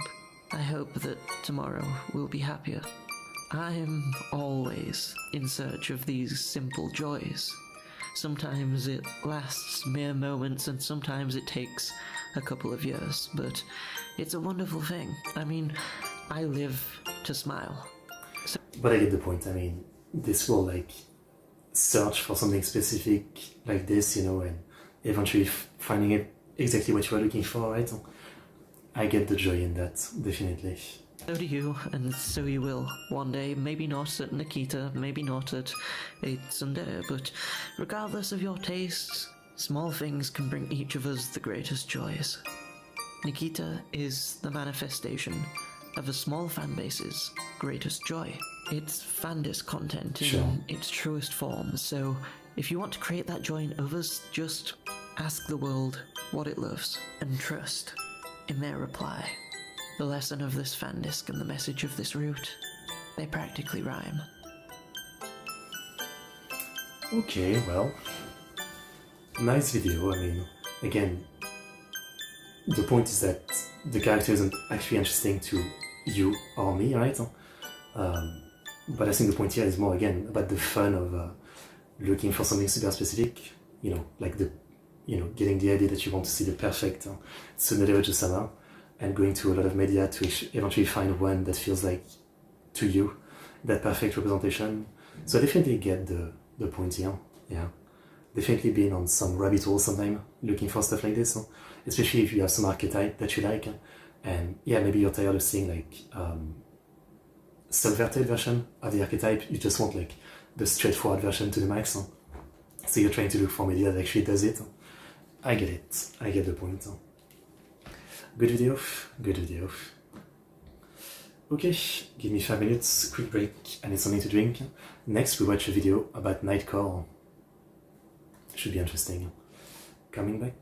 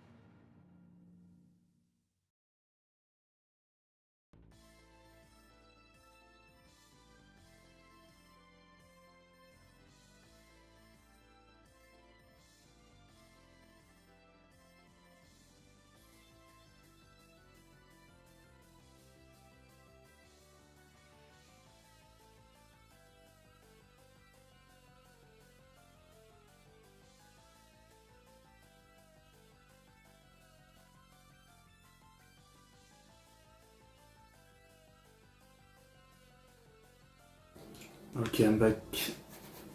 Sorry for the wait. BGM. So, next we have a video about the brief history of Nightcore. I found this and I thought it would be interesting.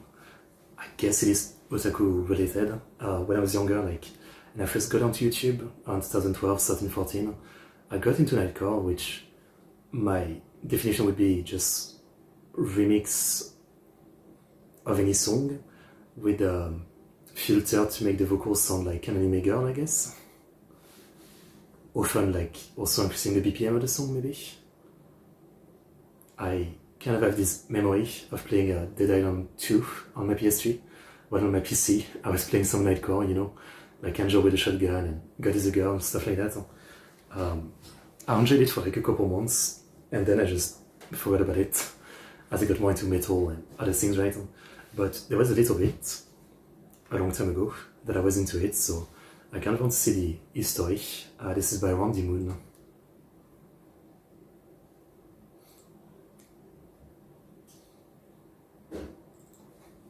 The year is 2009. You come home from school, kick off your Osiris skate shoes or knee-high Converses, head to the computer room, and boot up the family computer. After being greeted by the serene sound of the Windows Vista startup screen, you open Internet Explorer and type in YouTube. Did many people have Vista? .com to search for Sasunaro AMVs. But something else in your recommendations catches your eye. Something called Nightcore. The thumbnail, a winking anime girl wearing headphones, seemingly pointing at you, beckoning.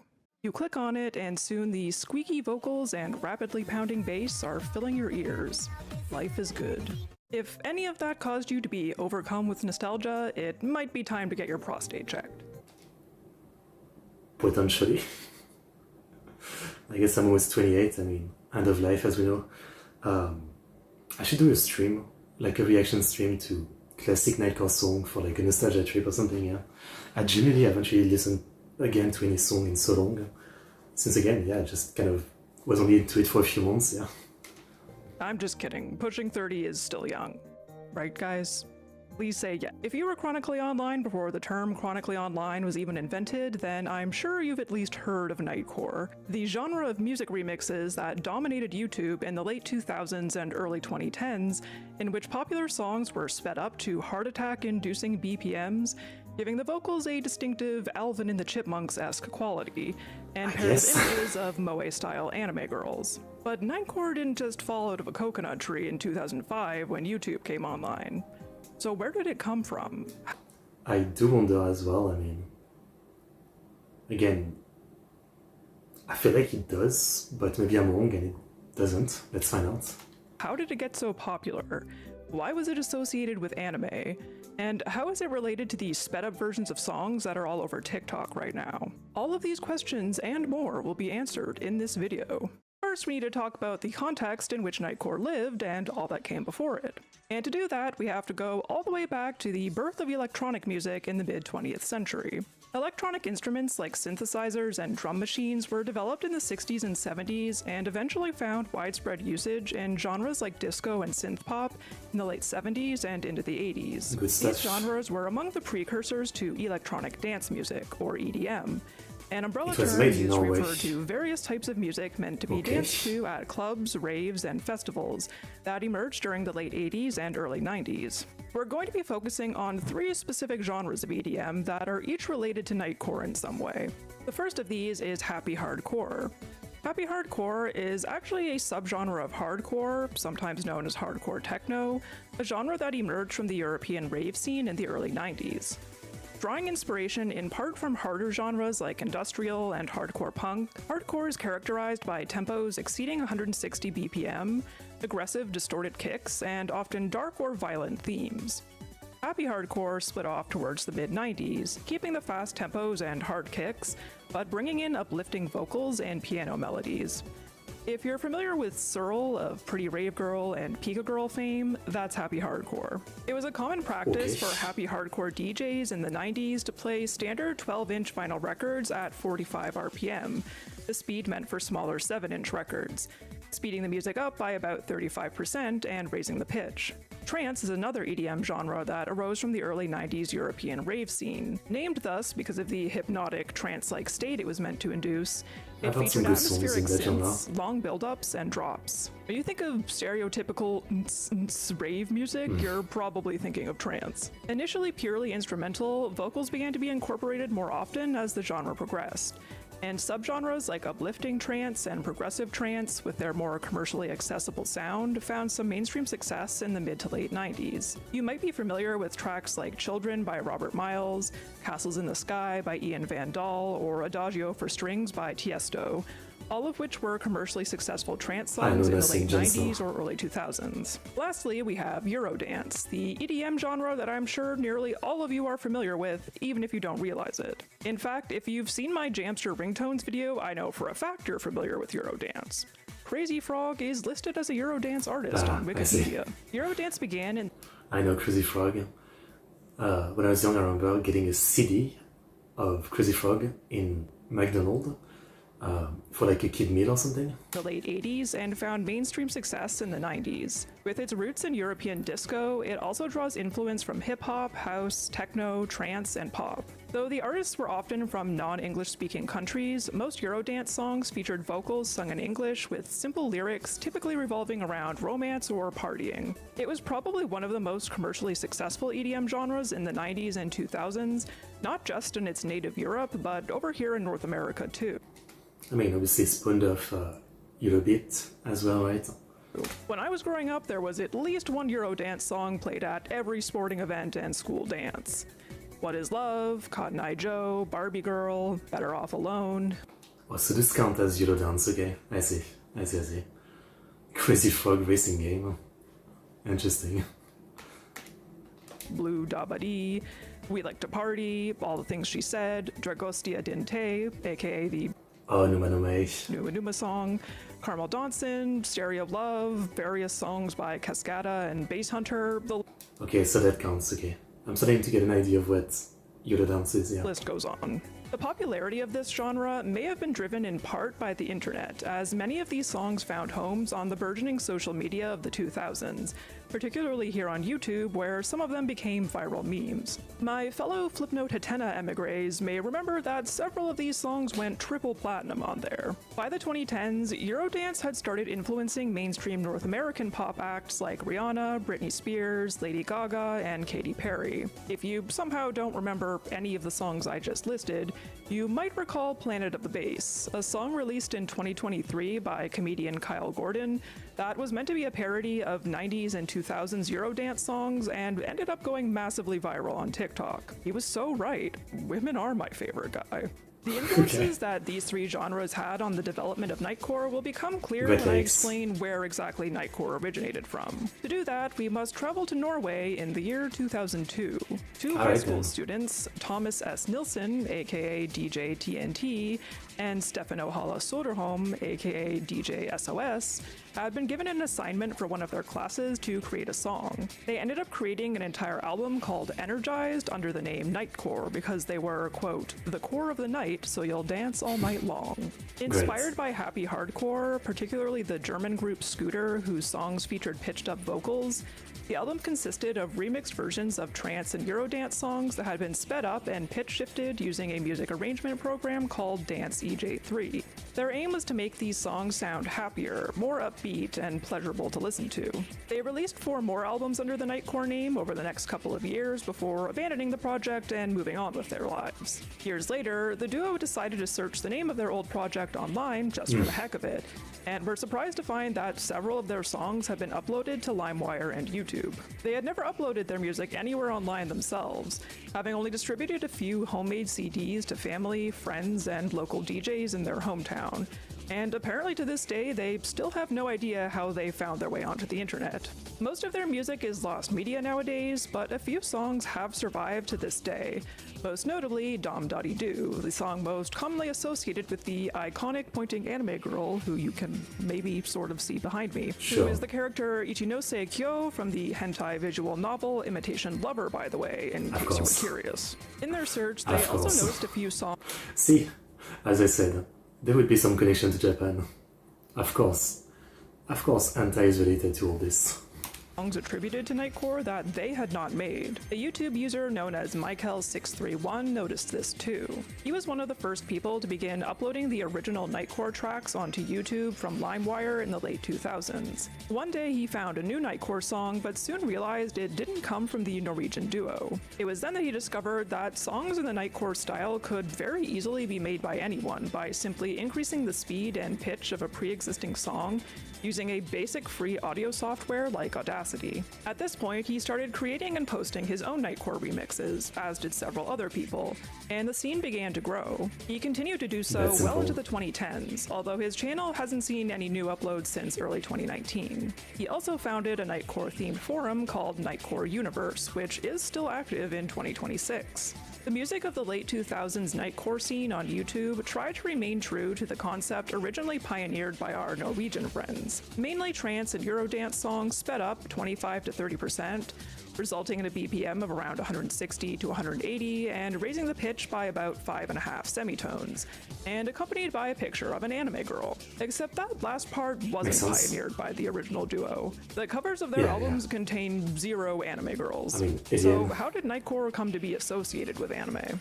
I'm gonna assume again, it's because if you raise the pitch like that, it sounds like an anime girl voice, right? So that's just what you think of. There doesn't seem to be any definitive answer for this that I could find, so I think it's probably a combination of things. One factor might have been the popularity of anime music videos, or AMVs, on YouTube in the late 2000s. These were fan-made. That's another thing I'd love to do, a stream checking out like classic AMVs, right? But copyright-wise, that might be a buy, even though it would be really cool, you know.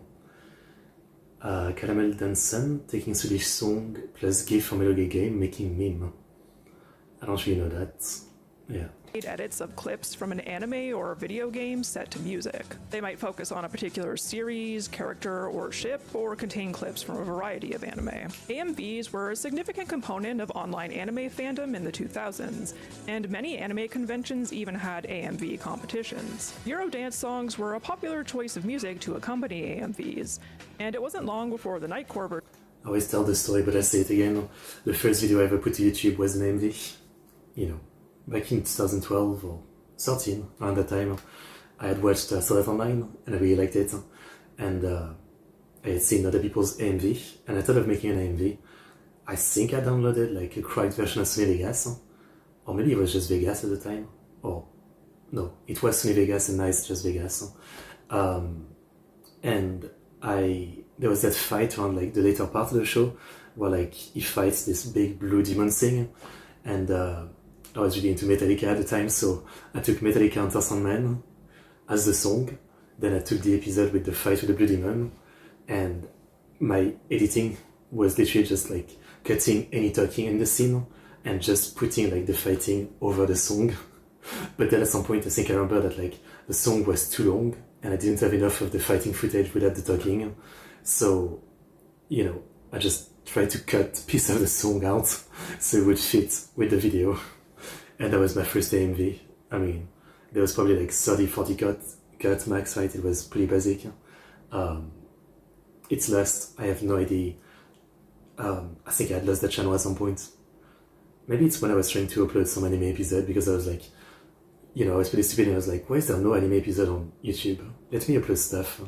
I remember trying to upload like LC Ultimate because I couldn't find it on YouTube, and then getting a copyright strike all those years ago. Anyway, I wish I could still find this early AMV I did. Yeah, just for the memories, but it's definitely gone. Versions of these songs started appearing in them. For example, this Final Fantasy and this Kingdom Hearts AMV both use Dom Duddy Doo. This Magical Girl AMV uses a Nightcore edit of the Eurodance song Castle in the Sky by DJ Satomi, and this Naruto AMV uses a Nightcore edit of the happy hardcore song Field of Dreams by Force and Styles. The anime association may have also come about due to the game Osu, a freeware rhythm game for PCs and phones originally released in 2007. While developed by an Australian dude, it was based on the Japanese game Osu Tatake Oendan, localized as Elite Beat Agents in the West for the Nintendo DS. Osu has become heavily associated with anime and Japanese pop culture, and is kind of of known as being a game played largely by weebs, in brackets, affectionate. Most of the songs and beat maps that can be played in the game are user-generated, and a lot of it is anime music. In 2011, a Nightcore version of the song Rockefeller Street by Estonian singer Getir Jani became extremely popular on YouTube, to the point where it eclipsed the popularity of the original song. This Nightcore remix was created and uploaded by a notable Osu player named Andrea, who paired the song with an image of two anime cat or wolf girls from a doujinshi art book called Fuyanagi by the artist collective Ice Tochoko. Andrea then submitted a beat map of the Rockefeller Street Nightcore remix to Osu, which kicked off a wave of other Nightcore songs becoming available to play. Another contributing factor could be the virality of the song Carmel Dansen. Initially released by the Swedish Eurodance group Caramel in 2001, it didn't come to notoriety until 2005 when a sped-up version of it was posted to 4chan by a DJ known as Speedy Cake. Supposedly, he had sped up the song by accident while playing a set, but found that people liked it, unintentionally reinventing Nightcore from first principles years before it would become popular online. Later in the year, a different 4chan user paired DJ Speedy Cake's version of the song with an animation loop from the visual novel Popotan of two characters doing the now iconic Carmel Dansen dance. And from there, a meme was born. Animations of other characters doing the dance flooded YouTube and Japanese video sharing site Nico Nico Duga. Similar to the Nightcore version of Rockefeller Street, the sped-up version of Carmel Dansen became more famous than the original song. Caramel had disbanded shortly after Carmel Dansen was first released, and thus weren't capitalizing on its newfound popularity. So Japanese music distributor Exit Tunes saw an opportunity. They purchased the rights to Carmel Dansen and re-released the sped-up version of it in 2008, calling it the Speedy Mix. They also created a virtual band of 3 anime-style girls to promote it, called the That's some ugly-ass design. I mean, I feel like it's on purpose, right? But Carmela Girls, and an animated music video in which they performed the famous dance that has accumulated well over 100 million views across the various versions of it that have been uploaded to YouTube. While the re-released version of the song wasn't called a Nightcore remix, it is essentially the same thing, and it kind of got lumped in with Nightcore. I think it might also be the first instance of a song receiving an official sped-up remix, something we're going to talk about more in a bit. The rise of Nightcore also coincided with the rise of Vocaloid following the release of Hatsune Miku in 2007. Something I noticed when looking at old Nightcore videos while researching was that the anime girl featured in the thumbnail was everyone is 1000 in every anime community. Well, probably because I wasn't into the anime community in the 2000s. I got into anime in 2010 and got into the internet in like 12 or something, so that's probably why. Yeah. It was like before my time. Usually either from some obscure hentai visual novel or Hatsune Miku. This does make a certain amount of sense given Miku's obvious association with music. Miku's vocals are also much higher pitched than the average human being, lending many of the songs featuring her a sort of Nightcore-y vibe, so I imagine there was a lot of overlap between Vocaloid fans and people who liked Nightcore. And lastly, it could just be that anime was rapidly becoming more popular in the 2000s, especially online. The internet made watching anime a lot more accessible thanks to things like fan subbing and P2P file sharing and video sharing websites. Shout out to watching episodes of anime in 4 parts on YouTube, allowing people to watch series that hadn't yet been released outside of Japan. High School of the Dead is the one I remember watching like that. I didn't watch that many that way, yeah. But High School of the Dead was one of them. 4-part version. It also provided a place for fans of anime to find each other and congregate to discuss their favorite series. Anime is inextricably linked to 2000s internet culture in my opinion, so it makes sense to me that it would become associated with something else that's extremely online like Nightcore. Moving along in our historical timeline, the 2010s marked a bit of a shift for Nightcore. Enough Nightcore songs had gone viral that it wasn't just EDM fans and weeaboos that knew about it anymore. People started making Nightcore remixes of songs from genres other than the usual trance, Eurodance, and happy hardcore. One of the earliest known examples of this is a Nightcore version of the song Missing by Evanescence, uploaded by the user Rinny in 2011. Evanescence are a nu metal band, not EDM, favored more by emo kids than ravers. Is it? I never thought of Evanescence as nu metal. But maybe, I guess. And Missing, despite being Nightcore, is still a very slow and sad song. Quite different from most Nightcore up till that point. Still a banger though. Some OG Nightcore fans saw this as blasphemous and thought it wasn't real Nightcore, which I think really legitimizes Nightcore as a musical genre. Because if you look into the history of any genre, the early pioneers always say this shit when people try to innovate. Sure. Despite being written off by Nightcore purists, non-dance Nightcore songs continued popping up all over YouTube. Some of which have become classics right up there with Dom Dotty Doo and Every Time We Touch. The Missing video has over 6 million views, and a Nightcore version of another rock song, Angel with a Shotgun by The Cab. That's one I remember listening to a lot, yeah.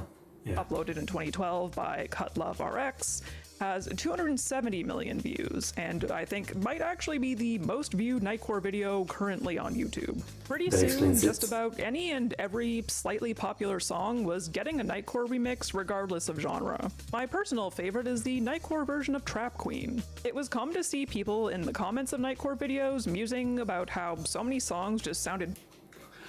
I mean, people will say that about anything, right? Anytime someone does a cover, someone will say this is better than the original. It's a fan thing, you know. I try not to say that too often myself because it feels kind of disrespectful. So when I say it, I really mean it.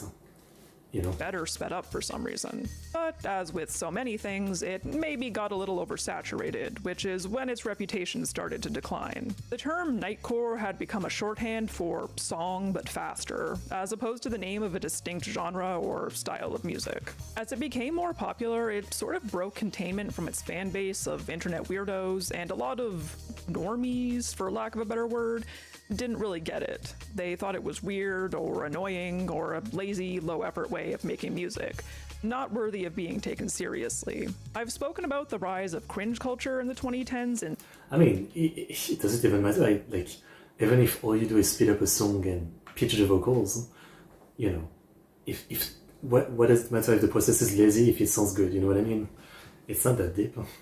Several of my videos, and in the wake of this, anything that was a remnant of trends or pop culture from the 2000s came to be seen as cringe or gauche, including Nightcore. This, along with YouTube's increasingly strict copyright detection system that made it difficult to upload videos containing copyrighted music, even if it was sped up, led the Nightcore scene to fall off significantly in the latter half of the decade. This didn't stop Nightcore from making a lasting impact, however. While many online were decrying it, the wider music industry was taking notes. In the late 2010s, Nightcore was acknowledged by big-name producers and DJs like Jemba Jemba, Nina Las Vegas, Ryan Hemsworth, and Lido. It also caught the attention of A.G. Cook and Danny L. Harrell, founding members of the influential experimental pop music label PC Music that rose to prominence in the second half of the 2010s. In an interview with the New York Times, Harrell called Nightcore a revelatory discovery in his early life and musical development.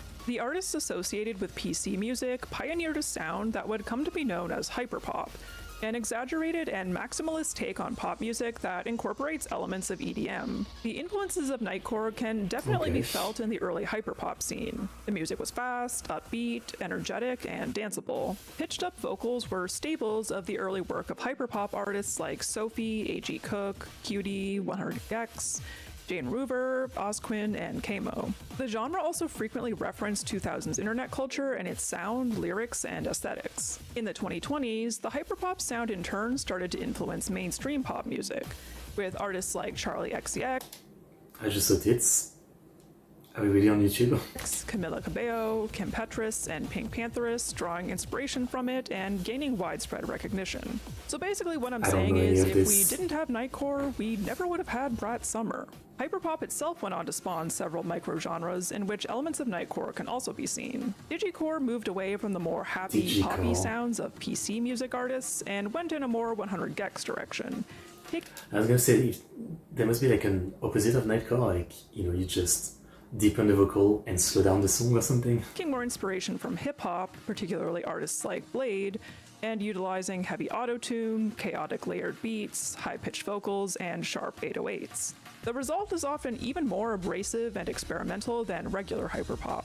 Glitchcore is a very similar genre label, sometimes used interchangeably with digicore, that is used to describe artists who focus especially on visual and audio distortion in their work. Prominent artists in these scenes include Jane Remover, Ozquin, Kamo, Black Winter Wells, Glaive, and Dollywood One. There's also Daryacore, the microgenre pioneered by Jane Remover when she released an album entitled Daryacore in 2021 under the alias Leroy. Featuring a screenshot from the 90s animated TV series Daria as the album cover, the music consisted of mashups of samples of everything from Vanessa Carlton to Porter Robinson to a video of Anthony Fantano reacting to one of Jane Remover's own songs, with humorous track names like Copyright Strike My Fucking Nuts and Go White NB Go. The samples were frequently pitch shifted and sped up. It also drew inspiration from things like Jersey Club, dubstep, and drum and bass. The album was well received, and Jane released 3 more albums under the Leroy moniker in the same style. Other artists began emulating the sound, but it fell off a bit towards the mid-2020s after Jane officially retired the Leroy project. Interestingly, Daryacore has gotten really big in Japan over the last few years, though it's more commonly known now as Hyperflip.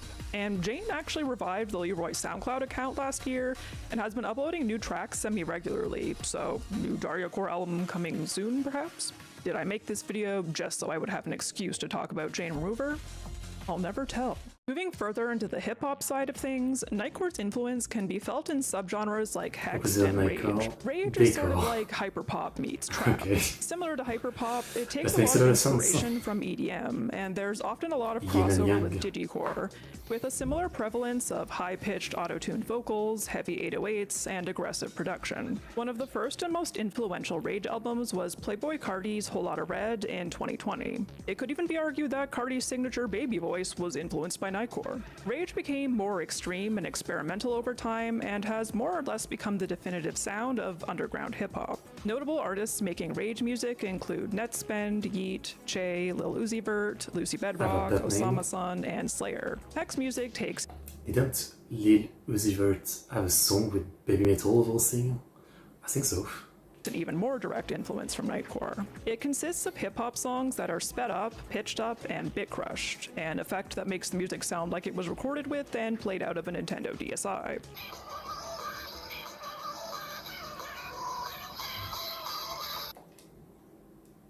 I mean, I get the appeal of this, obviously. As a black metal fan, a lot of black metal is often purposefully recorded in a, worse way to sound a certain way that fits the vibe they're going for.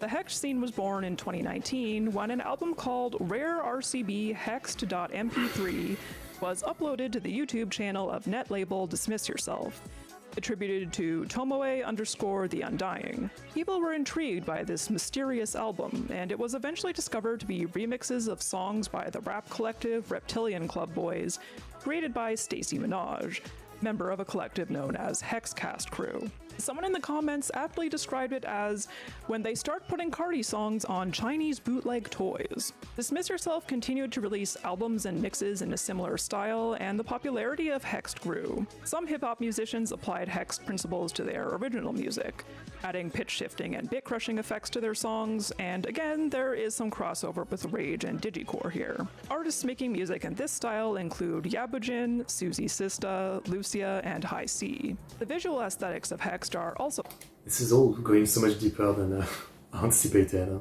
Highly reminiscent of Nightcore. The Rare RCB Hex.mp3 album cover features a moe-style anime girl, I would say something from To Love Ru or something. bringing to mind the Nightcore videos of yore. This came to define the genre's visual style, with anime, video games, and old internet aesthetics featuring heavily, often purposely low resolution or glitchy looking. The musical and visual style of Hexed was eventually applied to trance music, birthing a microgenre known as hex trance or sex trance, the latter term coined semi-jokingly by the EDM artist Purity Filter. Dismiss Yourself started putting out hex trance albums and mixes as well from artists like Sienna Sleep, Exodia, and Beans Club. So basically, we looped back around into making classic Nightcore again. I don't think it's all that surprising that we're seeing traces of Nightcore in so many areas of both mainstream and underground music recently. Our culture has been having a big 2000s and early 2010s nostalgia moment for the past several years now. I guess so. And a lot of the artists pioneering these genres are young, having grown up on the internet during this era.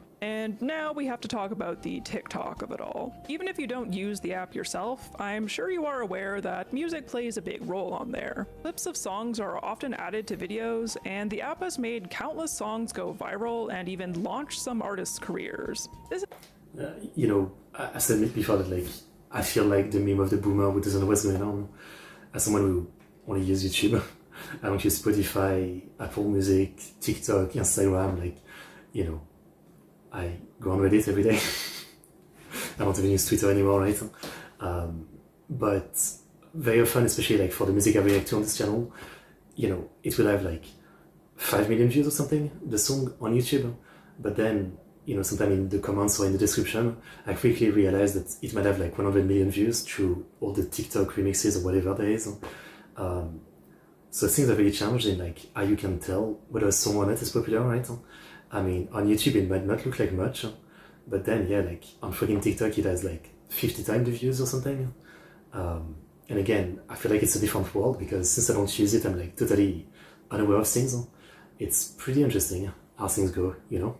This is likely a result of its merger with Musical.ly, the short-lived app meant for making dance and lip sync videos, and I forgot about this. That was the thing. People like doing their musical thing with their grandpa dying in the background. That was the thing. I forgot about it. 2018. In the early 2020s, it became trendy to speed up whatever song clip you were using in your video. By 2022, the sped up sounds tag had over 8 billion views. People were making accounts dedicated to posting sped up versions of popular songs for other people to use in their videos. The artists behind these songs, or more accurately their record labels, began taking notice. Pretty soon, the sped up versions of the songs started appearing on streaming services, not uploaded by some random bootleg account, but by the official artist accounts. Yet more artists began preemptively releasing sped up versions of their new music in the hopes of it going viral on TikTok. On one side, money, so I get it, but on the other side, it must feel kind of rough for some of those artists who, you know, assuming they did the song themselves and they don't have ghostwriter and composer, right? It must feel pretty weird that, you know, you spend so much time making this song, making the right BPM, etc. And suddenly some people just speed it up and it's even more popular than your actual song or something. And some people saying it's better and stuff like that, when all people did was speed it up or something. I mean, it must be a weird feeling, you know? TikTok. Even decades-old songs that had found new life on TikTok were re-released as Duvet, but sped up, come on.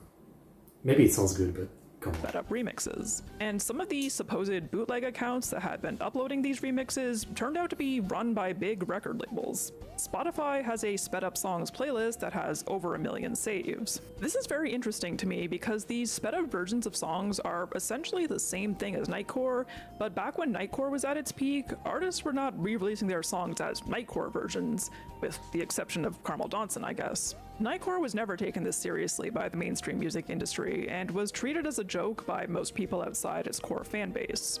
So what changed? Danielle Harl said about this phenomenon, quote, "The original Nightcore scene was a weirdo place for sure, but TikTok flattens any cultural baggage."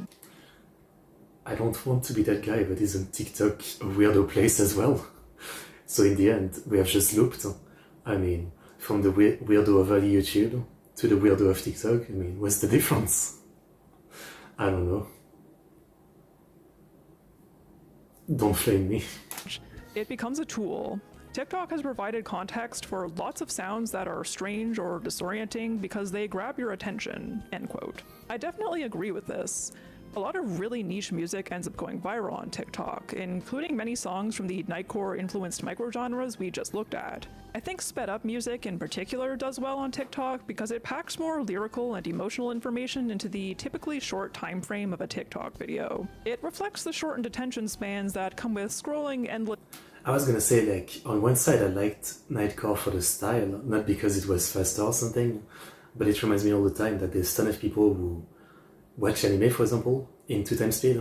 Like sometimes, when I'm looking in the comments of some anime on my anime list or in YouTube video, you come across like comments of someone who just say that, I really love this show. I mean, it was a bit boring at times though, so I had to put it in 2x speed, but I really love this show.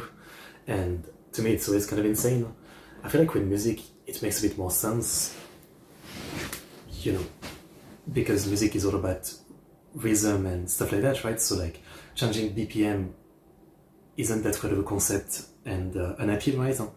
But yeah, I've always ranted about it, I guess, but the freaking thing of like putting anime in like 2x speed, like my obvious thing about that is that if you need to put an anime in 2x speed, just don't watch it. You are not enjoying it. And I'm not gonna say like I don't do that with YouTube videos. I definitely watch some YouTube videos in 2x speed. Kind of like this one, because I'm doing a reaction stream, we're watching it normal, right?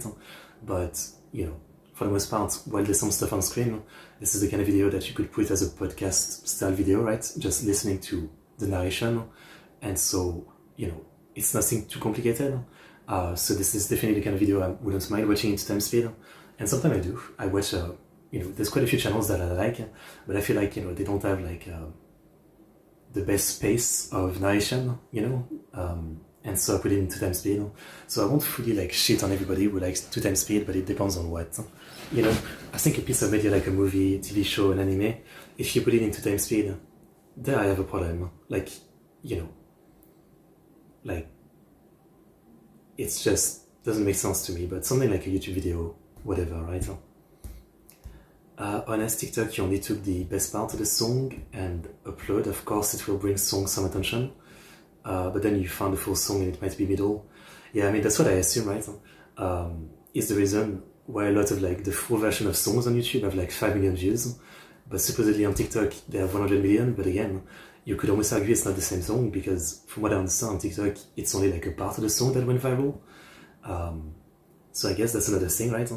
Like you could argue that some people literally haven't heard the same song, between someone who listened to like the 3-minute version of the song and people who love the 30-second version or something. I guess it's pretty different, yeah. I'm guessing on TikTok they mostly listen to the chorus, yeah. This algorithmically tailored short form content. Major record labels are definitely looking to social media to see what's trendy more now than they were 10 to 15 years ago. And they likely see sped up remixes as a marketing opportunity to boost the popularity of certain songs or artists. It can be annoying for those of us who were tapped into Nightcore the first time around to see it being gentrified, but it seems all this has actually led to a renewed interest in like OG Nightcore. It's not called Speed Up or TikTok version, it's called Nightcore, and you put an anime girl on the thumbnail. Has become a popular copy pasta that can often be found in the comment sections of old Nightcore videos from people revisiting the songs they remember from their childhoods. Lately, I've also been seeing a lot of nostalgic Nightcore mixes in my recommendations. I think it's great to see people keeping the spirit of Nightcore alive, and I for one am here for a 2020s Nightcore. I mean, it's not like it died, even with like this new sped up version. I'm sure there's still like channels who post, stuff that they actually label Nightcore, right? It's probably harder these days with the copyright bullshit being so extreme, but there's probably like still some people posting it, yeah. Revival. What was your most listened to Nightcore song back in the day? Probably God is a Girl and Angel with a Shotgun. Do you listen to Jane Remover? Have you listened to Jane Remover? Will you listen to Jane Remover? When will you listen to Jane Remover? And let me know if there are any other internet-based music scenes you'd like me to cover in a video. Okay, that was interesting. I mean, I kind of wanted, to be honest, a bit more of a dive on the actual era of Nightcore, while this went so much deeper into like what it influenced and stuff like that, which was interesting in some way, but maybe I'll have to find some other video eventually that, does a deeper dive into the actual, Nightcore part of the time, if that makes sense. But yeah, no, that was interesting. I learned some stuff. Rockefeller Street. good stuff. Good video. Okay, well, we learned a good amount of things today, so we'll leave it at that. You can probably see in the playlist, but next I have a video called The Really Story Beyond Hentai, and then The Really Story Beyond Rules 34. I'm interested in both of those topics, but they will be left for next time, so if you're interested in seeing me learn about this topic, come to the next Otaku learning stream, basically. But yeah, I'm glad we were able to do the stream today.